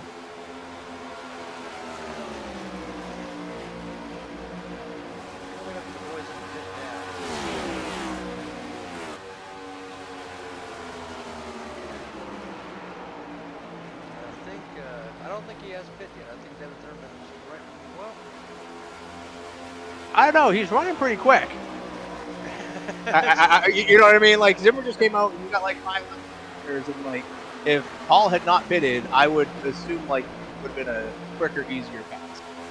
Well, if Hall had not pit, that would be Devin getting his lap back. You see from the telemetry there, they're on the same lap. So somehow Jason Hall was able to get in, get out better than Zimmerman did through that series of pit stops. But now push comes to shove, and Devin. Well, actually, wasn't Jason Hall on a different pit strategy than the rest of you? I mean, again, I don't know at this point. I'm just kind of like going off of like the speeds are where the. But if he had pitted early, say like his net did, and he really put down a really good hard tires, he could have closed up that gap to have got him that much. But what we're going to see him now, he's just going to, if that's what he did do, he's just going to follow the clutches of everybody else and slowly make their way back past it. He needs to get back on the same strategy. Back in Devin for Andrew Biznetto, I think maybe on the same strategy as that 03. He's sitting in 7th place, only 12 seconds back through that cycle of pit stops. Yeah, and he's got a pretty good gap from the two that will be behind him. So it's going to be really interesting to see, again, tire strategies, amount of laps we got going. Me personally, from a spectator, I want to that'd be great.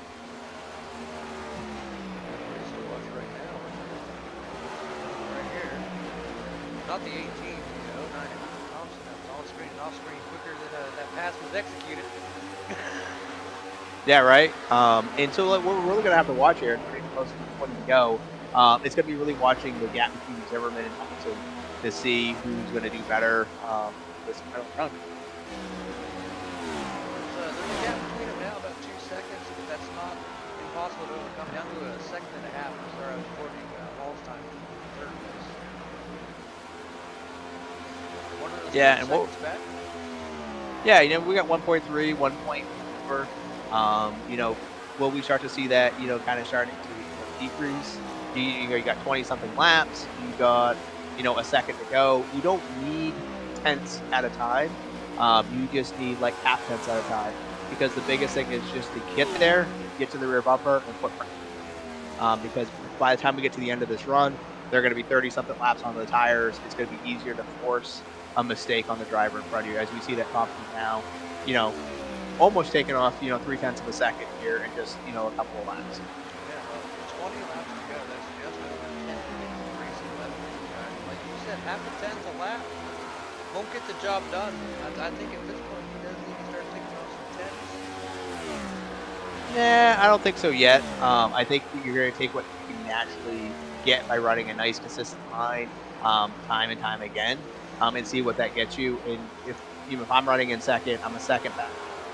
It's about 10 to 12 to go, where I'd be like, okay, like if I'm still a second back, that's when I need to get my 10th at a time. Whereas you see now, Ethan's closed up at 9 tenths, right? Like he's got a little bit of time. He doesn't have to push too hard. Don't heat up that right front tire. Don't burn off the right rear. To keep it consistent, because he is just closing in a little bit at a time. He doesn't need to rush quite yet. Devin Zimmerman just staying consistent, running that low line. Not a lot has changed up there, but might need to start looking at changing some things. Devin Zimmerman just ticked off another 1,000th of a second. There's another half a tenth. There's another tenth in that corner. It's really in 3 and 4 is where Ethan is really beating Devin. I think they're even. Excuse me, down in 1 and 2. It's 3 and 4 where Ethan is just, a lot quicker. And it's really on corner entry, just the way he's kind of just sailing the car in and letting it roll. Like, we can't really see what's happening, but it's corner entry through the center of the corner. Yeah, doing a great job. I mean, he's making it happen. He's got plenty of time at this rate to close the gap to Devin. And you wonder if Devin's might be waiting on him a little bit. Let him get a little bit closer before he really turns it on there, kind of save everything he got until you really need it. And again, that could be the game that we're watching right now. We don't know, right? We don't have all the telemetry. We can't see how hard they're using the tires. That's what makes it exciting. Right, like you know what I mean. Like I would love it. Like they get to like 5 to go, then all of a sudden like Zimmerman like cranks up and just starts walking away. Then we would know, oh, saving his tires for, when he needs it. But at the same time, like Ethan doesn't be, and maybe why he's catching him. Maybe he is pushing him. We just do not know until this is over. Just looking back at the rest of it, so close together here. Yeah, absolutely. Got another little battle here. But, as we can see, from the pit stops, there's a big gap now from what was the top 3 to which now it's just a 2-car battle. Yeah, first and second really sorted themselves out, kind of starting to put themselves in that other zip code. Third and fourth from pit, not too far away from each other. Looks like Spears is starting to open up a little bit over the gate right now. Yeah, and again, I'm just watching like lap after lap, and it seems like that maybe it's evened out a little bit. Maybe Ethan feels he's close enough. Maybe he's burned up his tires. Just still do not know. Yes, it's 15 to go. It's still a good chunk of laps. It's 22 miles. None of us are going to go up and run 22 miles. In the next minute. So it's quite the distance. Jason Hall's one who's kind of laid back there. Brian Boyd is the leader in this scenario. Yeah, and I think what we're seeing here is, I think he pitted early. He got those tires. He made up that speed, but now now it's just throw the checker flag so he can salvage where. Those other cars are further back. They might still get there.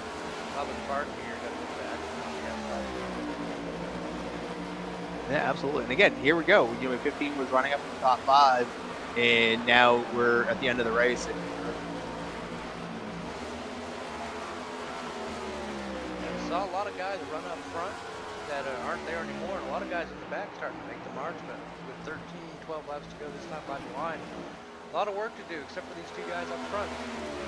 Their work's already done, now they just got to hold on to it. Yeah, absolutely. And again, both of these 2, they're going to be competitors for the championship, right? Are they going to be happy, with a second place finish? Is that going to help kick off their season? How bad did they do last weekend in Daytona? And again, they had a rough time last week. It was restricted plate racing, so no favorites there. yeah, absolutely. And if they didn't have a good race last week, you know, maybe you're like, you know what, I need some, you know, Yeah, now whoever last stage week, force can get. Devin did win both of the stages. Finished pretty far back in the field in the event, but he was able to tack on 20 bonus points. 21 actually, lap left. Oh, fantastic! Yeah, he did. And you know, and again, when you pick up those, 21 points, you know, at any restricted plate track, it's okay to have it. Yeah, Devin actually finished. I don't know where he finished in the event, but he came up first in points. The winner was second in points. Yeah, and again, the stage points, good thing if they, work to your benefit. And what happened to Thompson? What happened to Thompson? He all of a sudden is like 2 seconds. Oh boy, we got. What had just happened? I was looking at my camera selector, and when I looked back up, Ethan was. Well, I think something happened before then. He was already 3 seconds back. He fell into the clutches of Spears. Something else. That was a little bit of contact with the 68 there, but I think you're right. I'm gonna bear with me, folks in YouTube land. I don't have an instant replay button, just this rewind one. But as long as we keep talking while we rewind, it won't seem so painful, right? Yeah, let me speed this up a little bit. Here we go. He's back here, right about. Yeah, right here. Right, so we can look up, we can get a sense where Zimmerman is. Right there. So this is the traditional gap that we were seeing, and something else happened prior to, and sails it down into the corner, kind of gets a run up, and a little loose right there, and that's what got loose, and that's what brought him back to Spears. 68, and then the 68 is Spears. They just had a little contact there. Yep. And again, that was just super tight racing. That's just someone kind of protecting it. We already see that. Didn't Thompson expect that. No, this is great now. Who's coming in? Who's gonna stay out? I'm like super excited. Anybody's coming in. Well, Zimmerman did. He might get one or two. Ethan Thompson went in with Devin. You got a handful of guys from a little further back in the field. Guys that had been running up front to come in here, get some fresh rubber, a full tank of Sunoco 76 or whatever they sell at the racetrack nowadays. Yeah. This is gonna be interesting. To try to figure out who stayed out, because it's kind of looking like we have Spears stayed out. I wonder if Boyd stayed out. Hall came into pit. McDonald came into pit. It just depends on. Well, yeah, I know. He had everybody gap with lap cars and everything else. So not surprised to see that. Doesn't look like anybody went crazy and took 2 tires. Oh, beat the pace car off easily there. Got a couple guys taking the wave around as we're looking at the pit camera here. That should sort the 68. Andrew Spears. Who's second? Currently scoring Devin Zimmerman, but as they cycle through, I believe it will be Keith Williams in that number 42 car that's looking better and better every time I look at it. This is going to be interesting. So we know we got at least 2. It looks like Boyd didn't pit as well. So that means the top 3. I believe Paul Vosberg actually... No, he's still 1 lap shy. I thought he had actually got back on the lead lap and dove in for a pit stop there, but he did get 1 lap back, so he's only 1 lap back now. He will probably gather some valuable points from that. Yeah, absolutely. But again, it looks like the top 3 did not pit. We're going to have like 5 or less laps to go. We have a whole bunch of fast cars with brand new tires. This is going to be awesome. Yeah, see a couple names up there. We talked about Brian Boyd a little bit on and off the night. Kind of mired back in the mid-pack. Has made some moves, but really hasn't been able to capitalize up here. Now looking at a podium in P3. Robert Cochran back up to 4th. Devin Zimmerman, Ethan Thompson sorted out to 5th and 6th respectively, which isn't too bad with fresh rubber. This is gonna be quite a restart with probably 6 to go by the time the lights shut off. Yeah, I think it'll be 5 to go by the time they're back running. This is gonna be fun, and like I don't know, did he try to do a 2-tire thing to kind of jump out? We know the top 3 definitely did not pit. So this is going to be great. They're on old tires. We know they get loose on old tires. Now the tires are cooled off. They're going to have to sail it down in. They have a lot of pressure from the backside. I don't think this is the last caution. Yeah, Robert Cochran, Mr. Consistent in that Navy number 90. Fourth place, strong run for him. You know, he's knocked on the door several times. I wouldn't be surprised if he gets a podium out of this, if not a W. I'm going to go with some of these people are not finished. Yeah, Devin Zimmerman, Ethan Thompson sitting side by side, a lot of respect for each other. You know they'll kind of work together a little bit until the very end, but we're only going to have, I think, 5 to go by the time we take the green flag here. So it's going to be a very short sprint to the finish here with a couple of new names up front, a lot of familiar names right behind him, and a couple guys with some fresh good news. Yeah, and I actually, we were looking at where both Zimmerman and Thompson. I actually like where Thompson's position is because as they go down the corner and they go down low and really going to box Zimmerman in, which is to give Thompson an opportunity to throw it out in third move with those new tires and really just sail it in and try to get that big run down the backstretch. However, that's going to create a complication as they come out on the backstretch where everybody with the old tires is going to need to go to the wall, and that could create an opportunity for an issue as well. Yeah, luckily with the fresh rubber, you know, the outside will be king if they're able to have it, but they will have that flexibility of being able to dive to the inside without sacrificing too much balance on the car. So we'll see. A couple of sparks there shooting back to the 68. Yeah, this is going to be really interesting. I really did not anticipate this type of race with, you know, this many cautions and then, you know, be like, hey, we're going to rack them up. We got fun. And then we got this really amazing, like, split and pit strategy. So, like, I love it. We're getting ready to go green. It's going to be really important to Spears get that big jump. And he's able to get that. But what we're going to want to look at is what happens here with Zimmerman and Thompson. You know, how fast are they going to be able to make their way through?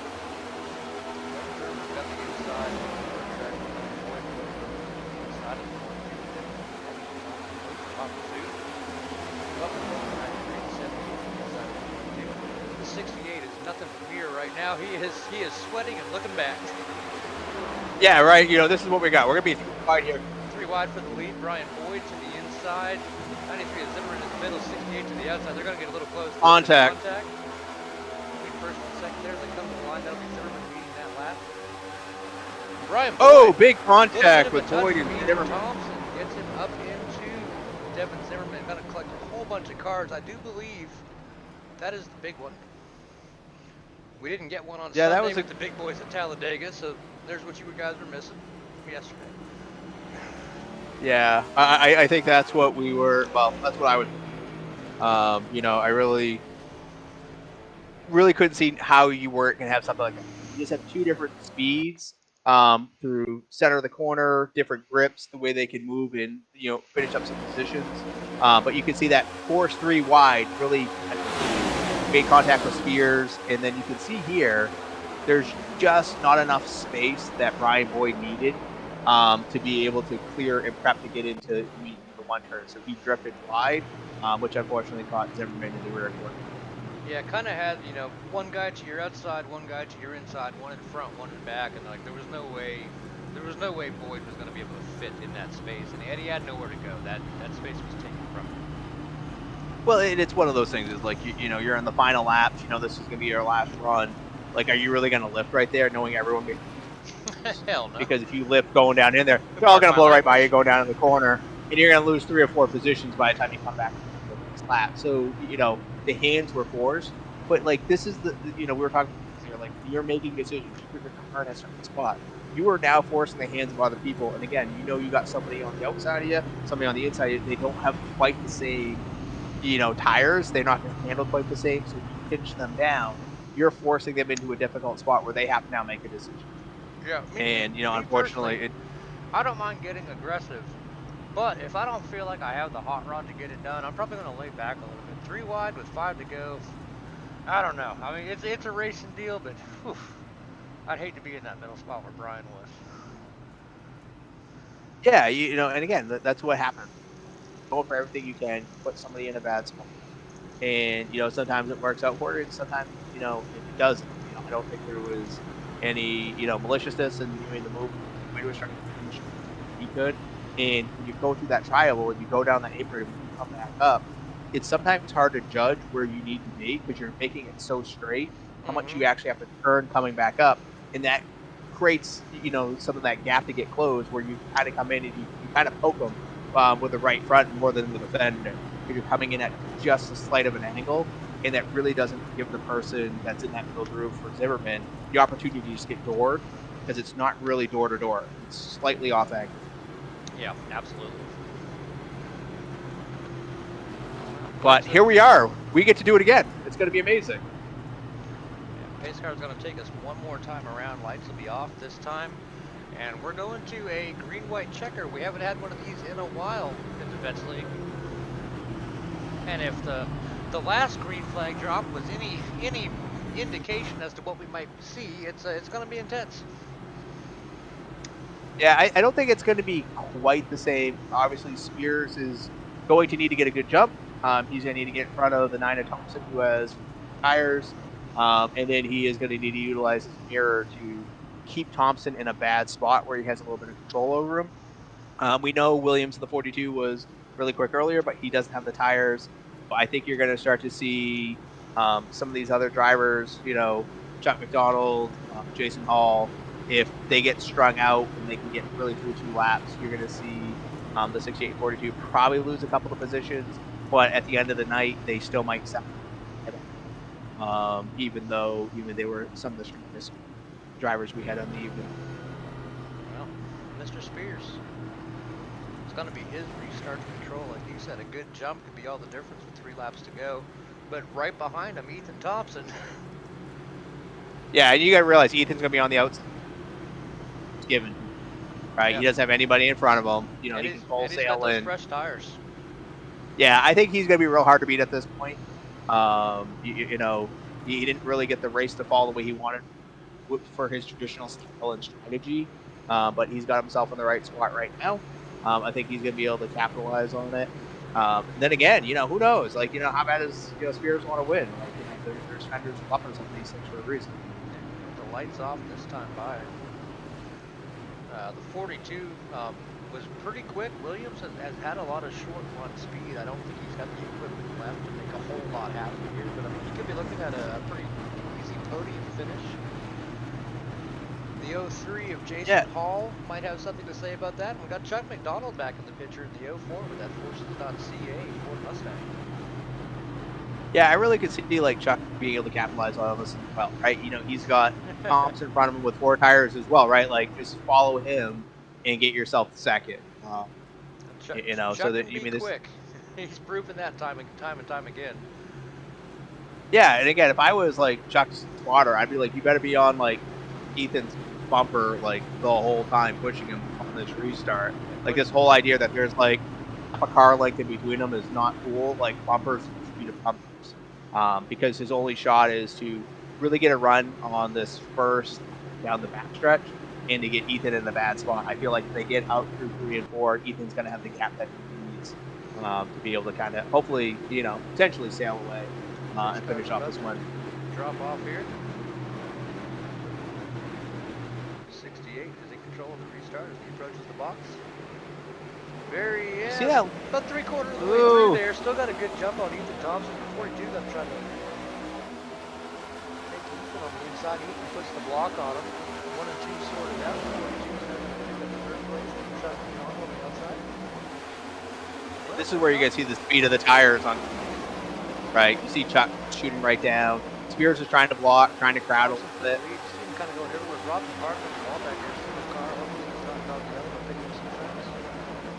Yep, and here comes Chuck McDonald on the inside. Again, this is where you can see the power. Spears is doing a great job. Williams is doing a great job. You don't have it. You're going to be tenths of a second slower. Elmore back in the picture. Look to the inside of Chuck McDonald. A little aggressive there, but able to hold it together. I liked it. That wasn't aggressive. What you needed to do. 42. Brian Boyd is back, touching, no spins. I think we'll stay green here. Yep, here we go. We're coming out of turn 4 to the checkered flag. Yep, and Thompson's going to win it. And yeah, it looks like 15 was able to get second over Chuck McDonald. So that will round out your time. Oh, wow. Wow, what a finish. 1, 2, 3, Thompson, Elmore, McDonald, Devin Zimmerman, 4th, Jason Palmer in 5th, Spears and the other guys, 6th and 7th, Cianci 8th, Keith Williams 9th, Ryan Boyd, respectively finishing the top 10 there. And 11 through 17, got a few guys that are jumping out early. This was probably a tough race for some of those guys that were involved in incidents sorted out in the back. Let's see if I can get our race winner on camera here. We'll have to watch him burn it down a little bit. Well deserved, heck of a race there. We saw him kind of getting sorted back midfield off, and like you and I probably presumed, it was a little bit of strategy trying to save some stuff for the end, and it paid off. Yeah, I mean, when they had that last caution, coming and getting tires, I think that was the smart move, especially when you had 4 drivers that did not get tires, and you're able to restart right behind them. Gives you a really good shot to put down the win, and then obviously that caution that happened, with Zimmerman and Boyd, it's just what happened, which really helped seal the deal for Ethan here today. Yeah, great job by Ethan Thompson making it happen. And the nice thing about having those fresh Goodyears is being able to burn all that extra rubber off the back. Plenty of tire point, right? here You to can't use it again, right? You just got to throw it away at this point.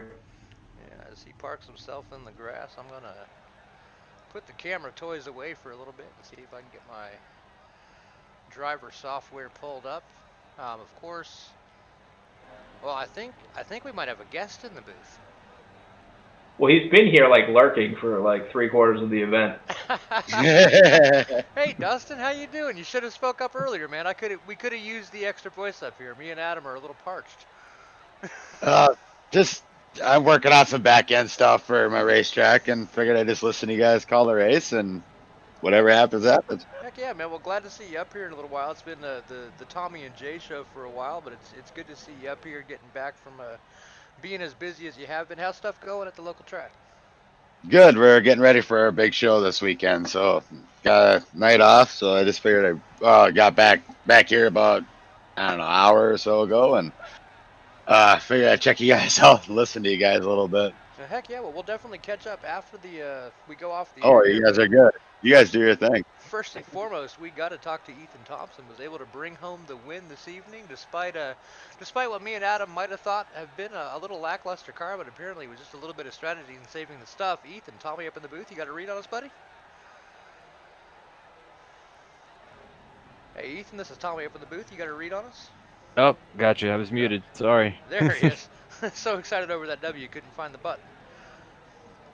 Well, congratulations, man. You were able to pull it off. We noticed up here in the booth running mid-pack a lot of that race. Was it more about saving your stuff and watching the other guys hang out and waiting till the end, or were you struggling with the car at all early on? Oh yeah, it was absolutely all tire saving. It's just ridiculous how much the car you lose all handling pretty much within 15 laps if you don't save drastically.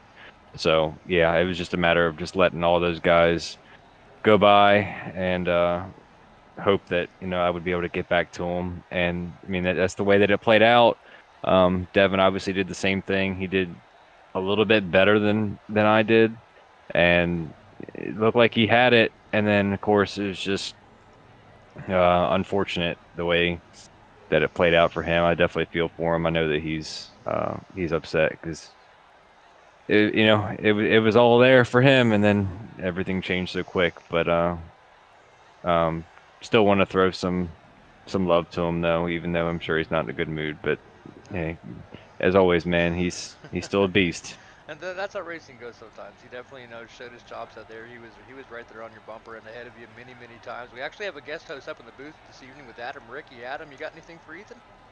Yeah, no, I'm actually here to want to know, how were you feeling that first half of the race where, I know you're really strong at the tire conservation. I knew that was going to be your strategy. How did you feel with all those cautions? Were you getting a little concerned that you weren't going to be able to prevail with that strategy?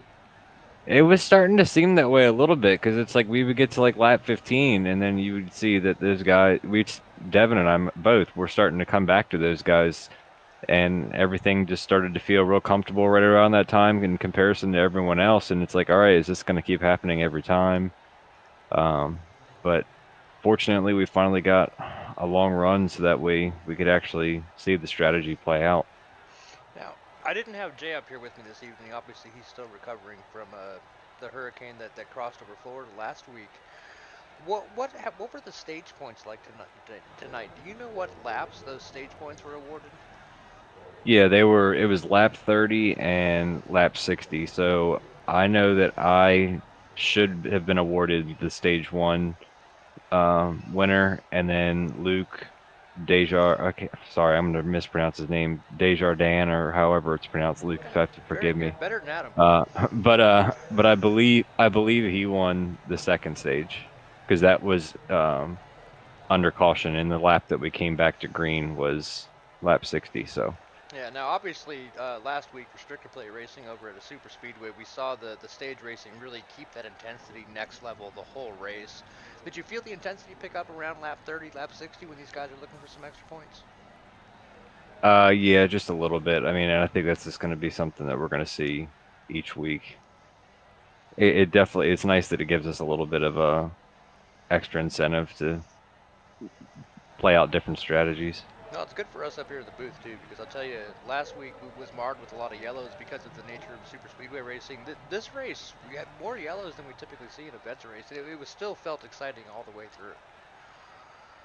Yeah, I mean, I think that's just a matter of the fact that we had 18 guys out, which is about, I'd say, 6 to 8 cars more than we've seen in previous seasons, which is an absolute great thing to see. And it's Absolutely. just, you know, well, things will get better once we get more comfortable racing with guys we haven't raced with, and once we get there, then I think we'll see some of these yellows start to drop down. But this was also it's a really tough track to race, so it doesn't surprise me that much. That's the truth. Well, before we let you go, we know you got a couple sponsors riding alongside on your car, so if you want to give them a quick shout out, we'll get you sorted back down to the drivers. Yeah, so we got Mission 22 as our main. We're going to be running for a little while, trying to throw some support to them, as well as Brian Boyd, who's trying to get some exposure for them.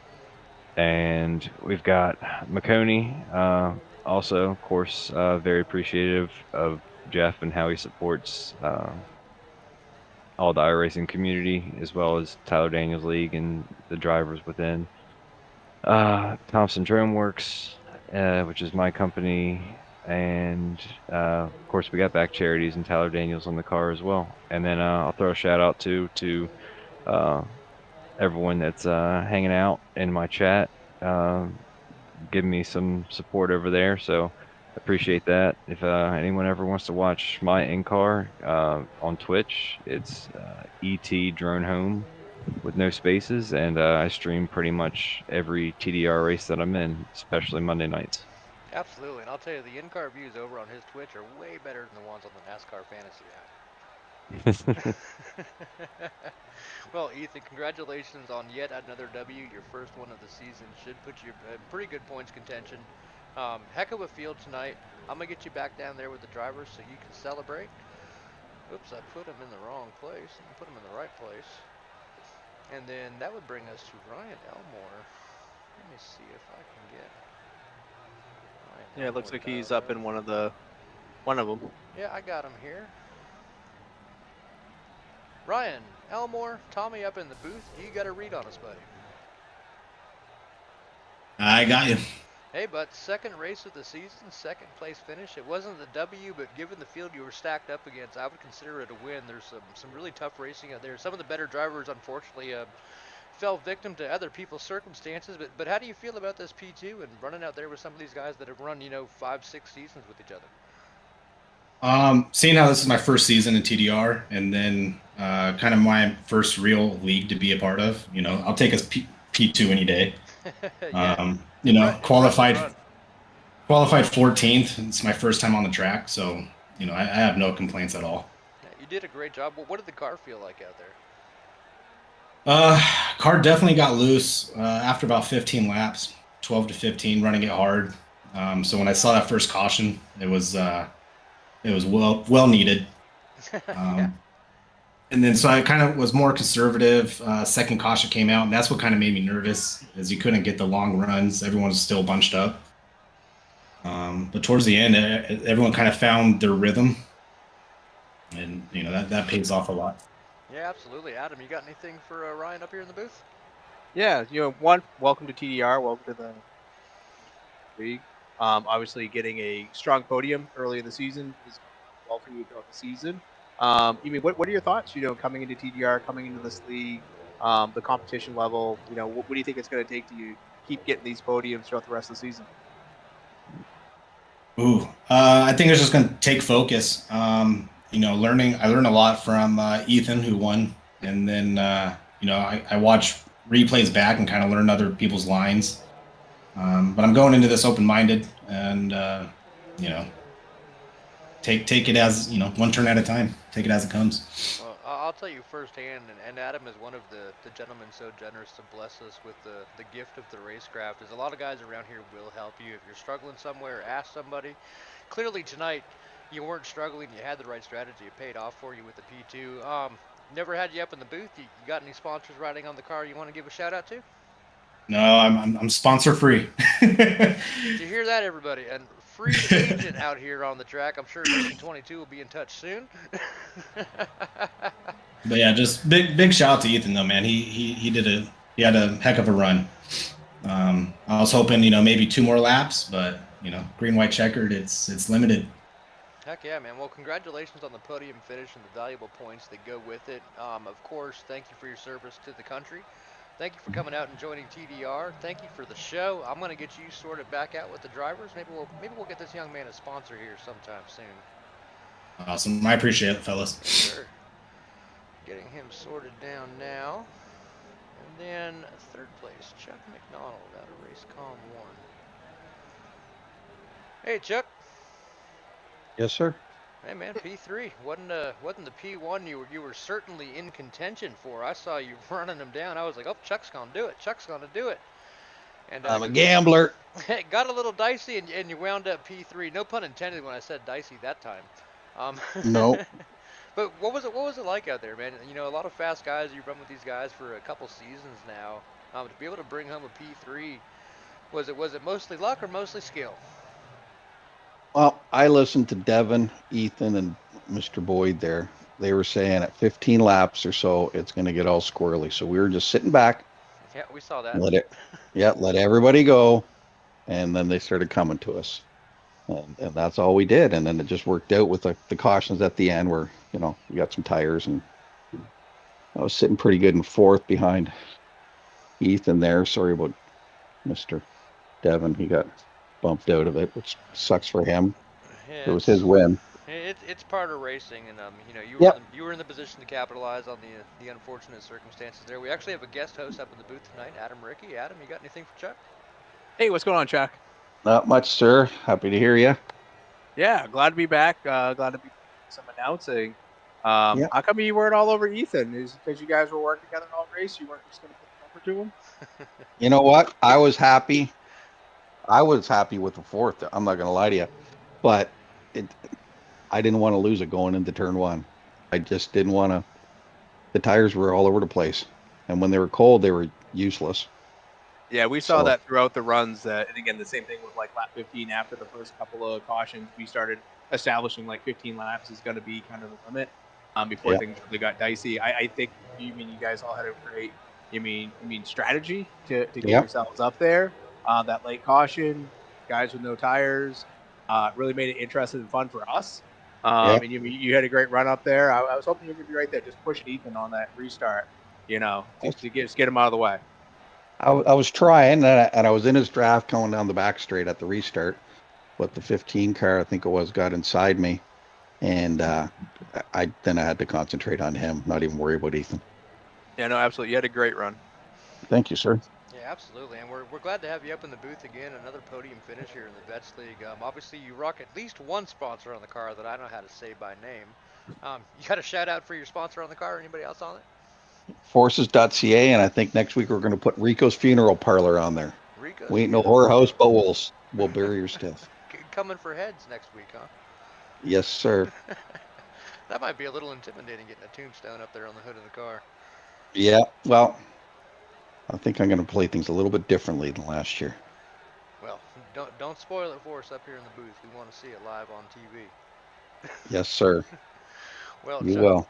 congratulations on the podium and all the points that come with it. I'm going to get you sorted back down to the driver so you guys can splash Moosehead on each other. Thank you. Have a good night and see you next week. Absolutely. All right, getting Chuck sorted down there. Got a couple channels to go through. I'm going to see if I can get one of these newer drivers. Oh, Vosberg. There's one guy in there who's not a verified driver yet, so we're not going to pull him up here because I don't know who he is. Adam, what did you think of the race? It's been a long time since you've done some broadcasting up in the booth. I know it was busy with just the two of us, but pretty good racing, right? Yeah, I was actually like surprised. I generally think of these 1.5 mile tracks, everybody kind of gets strung out, becomes much more of a strategy event, which is fun while you're doing it, not as fun to broadcast and announce. They kept it interesting. I went and actually pulled up the results, and there were 20 lead changes amongst 9 drivers. So there was a lot of coming and going, throughout the event. And, Andrew Spears led the most laps with 44 out of 125. So the way people are using pit strategies, everything else, those extra points, I know played a part into it. It'll be interesting to see once all the stage points get added, what the points actually start to look like, because I think it's going to be a really great, interesting season with that addition. And I think the way that these drivers are running with each other, there's a really good opportunity where generally in a league you find you're like top 2 or 3. They're going to win a bunch of races. People that can come in and sneak a win here and there. What we saw today, depending on how the race falls, there's a solid 6, 7, 8 drivers that at different points in time really had the strategy where they could have pulled out a win. It was just having the pieces fall the right way, which means almost a third of the, almost a little over a third of the field, almost half the field is highly competitive. Absolutely. I think with this type of track, there'll be a lot of tracks like this. I don't know what the full schedule is going to look like. It'll be interesting to see how it all plays out and where everybody else can, start to make their moves. And I'd love to see, a handful, 6, 7 different winners over the course of the season. Well, it's funny you should say what the rest of the schedule looks like because I just popped it up on screen. Next week, we will be making some right-handers at Watkins Glen. Then we'll be heading to Dover, Michigan, Bristol, and Kansas before a halfway non-points event that Andrew Bisnet will be hosting for the holiday weekend. First half of this season is gonna be pretty intense. I'm anxious to see how the stage racing and the intensity level works with the road courses, especially a lot of guys that are used to oval taking those right-handers. A lot of times we see the road course all-stars show up, so to speak. But a lot of new names out there that we don't know what they're going to do when it comes to right-hand turns. So could be pretty interesting next week at Watkins Glen. And I think it's good that Watkins Glen's the first road course. It's one that most people that are into the NASCAR style racing are very familiar with. So it's not something they have to get super accustomed to and learn the track. Obviously, there's a varying level of skill sets. I believe Ryan, I don't know if Ryan Shelton comes into any of these, if he's able to run in this and he shows up for one. I'm putting my money on him. He tends to dominate the road courses. He's got a lot of chops there when it comes to apexing and making sure you got it all right. Yeah, so if he shows up, he's someone that it'll be interesting to see how some of these newer drivers that we haven't seen will be able to prevail on it. Road course racing is a completely different skill set than going in a circle. And what you do in the circle does not translate back over to the oval circle. Not even close. Outside of maybe pit strategy. There's not a lot of crossover between the oval circuit and the road circuit, but gonna be a heck of a night next Monday at 8:20 p.m. and we go live again, same back time, same back channel. Again, for those of you out there listening, Jay's not in the booth with us this evening. He was in the path of Hurricane Ian that came through last week. He is safe and sound, but will be without power probably through halfway through the month. So we may have some guest hosts. Might even have Adam Rickey again next week. It's been a pleasure sharing the booth with you, Adam. Hey, thanks for having me. I'm totally open to it. I'm happy to fill in. I really like calling road courses because the last one that I called was whatever it was. I can't remember what Rand Park. And back in the day when we were first doing these, it was completely atrocious. No one could say on the track. I think it was one of the best calls. It was Orange Park. Yeah. It was the best call ever. If we have the video somewhere on YouTube, go check it out. it really got to the point where we even stopped calling it, and we were just basically just like laughing at what was going on the track because there was no racing. That was back when the Vets was a beginner league, and they were all in the street stocks just trying to figure out left-handers, and we were like, hey, guess what? Oran Park this week. Yeah, it's a miserable track. No one should ever go on it, ever. It was comical trying to watch some old 80s Chevy chassis plow their way through it. But yeah, if you want to dig way back in the archives, I'm sure that video is still up here on our YouTube. Yeah, absolutely. No, it was great to be back. I love this league and everything else. Obviously, scheduling, different things that go on in life. We kind of pull away. But if Jay isn't able to make it, happy to step in for another week. And then once he's ready to go, I can go back to my usual Monday night routine, which is not anything to do with iRacing. I heard that. Life does come before iRacing, but I do enjoy what I get to do here Monday nights, especially supporting these guys, our heroes at home and abroad. To close out the broadcast, one last touch-in with our sponsors, B&B Wraps, facebook.com/B.B Racing Wraps, now providing 7 seasons worth of trophies in a row. Back Charities, keeping the fun and funded. Go make a donation at backcharities.com. We will have the Teddy Bear Drive donation link live soon, and the race information to follow. As always, McConeySetupShop.com. They provide us with setups, paint schemes, apparel, just so much stuff they do for not just TDR, but the whole iRacing community in general. Very charitable folks over there. And of course, the good folks at TDR, Adam Ricky up here in the booth with me, one of those great folks, the guys on track down there, a bunch of great folks that will teach you, help you learn how to be faster. Thank you everyone for tuning in. More importantly, thank you to the heroes down there on the track tonight for their service to the country. On behalf of Back Sports, Adam Ricky, Dustin Veldhusen, and Jay Downham, this is Tommy, Upside Down A-Bear. We will see you soon. And we're out.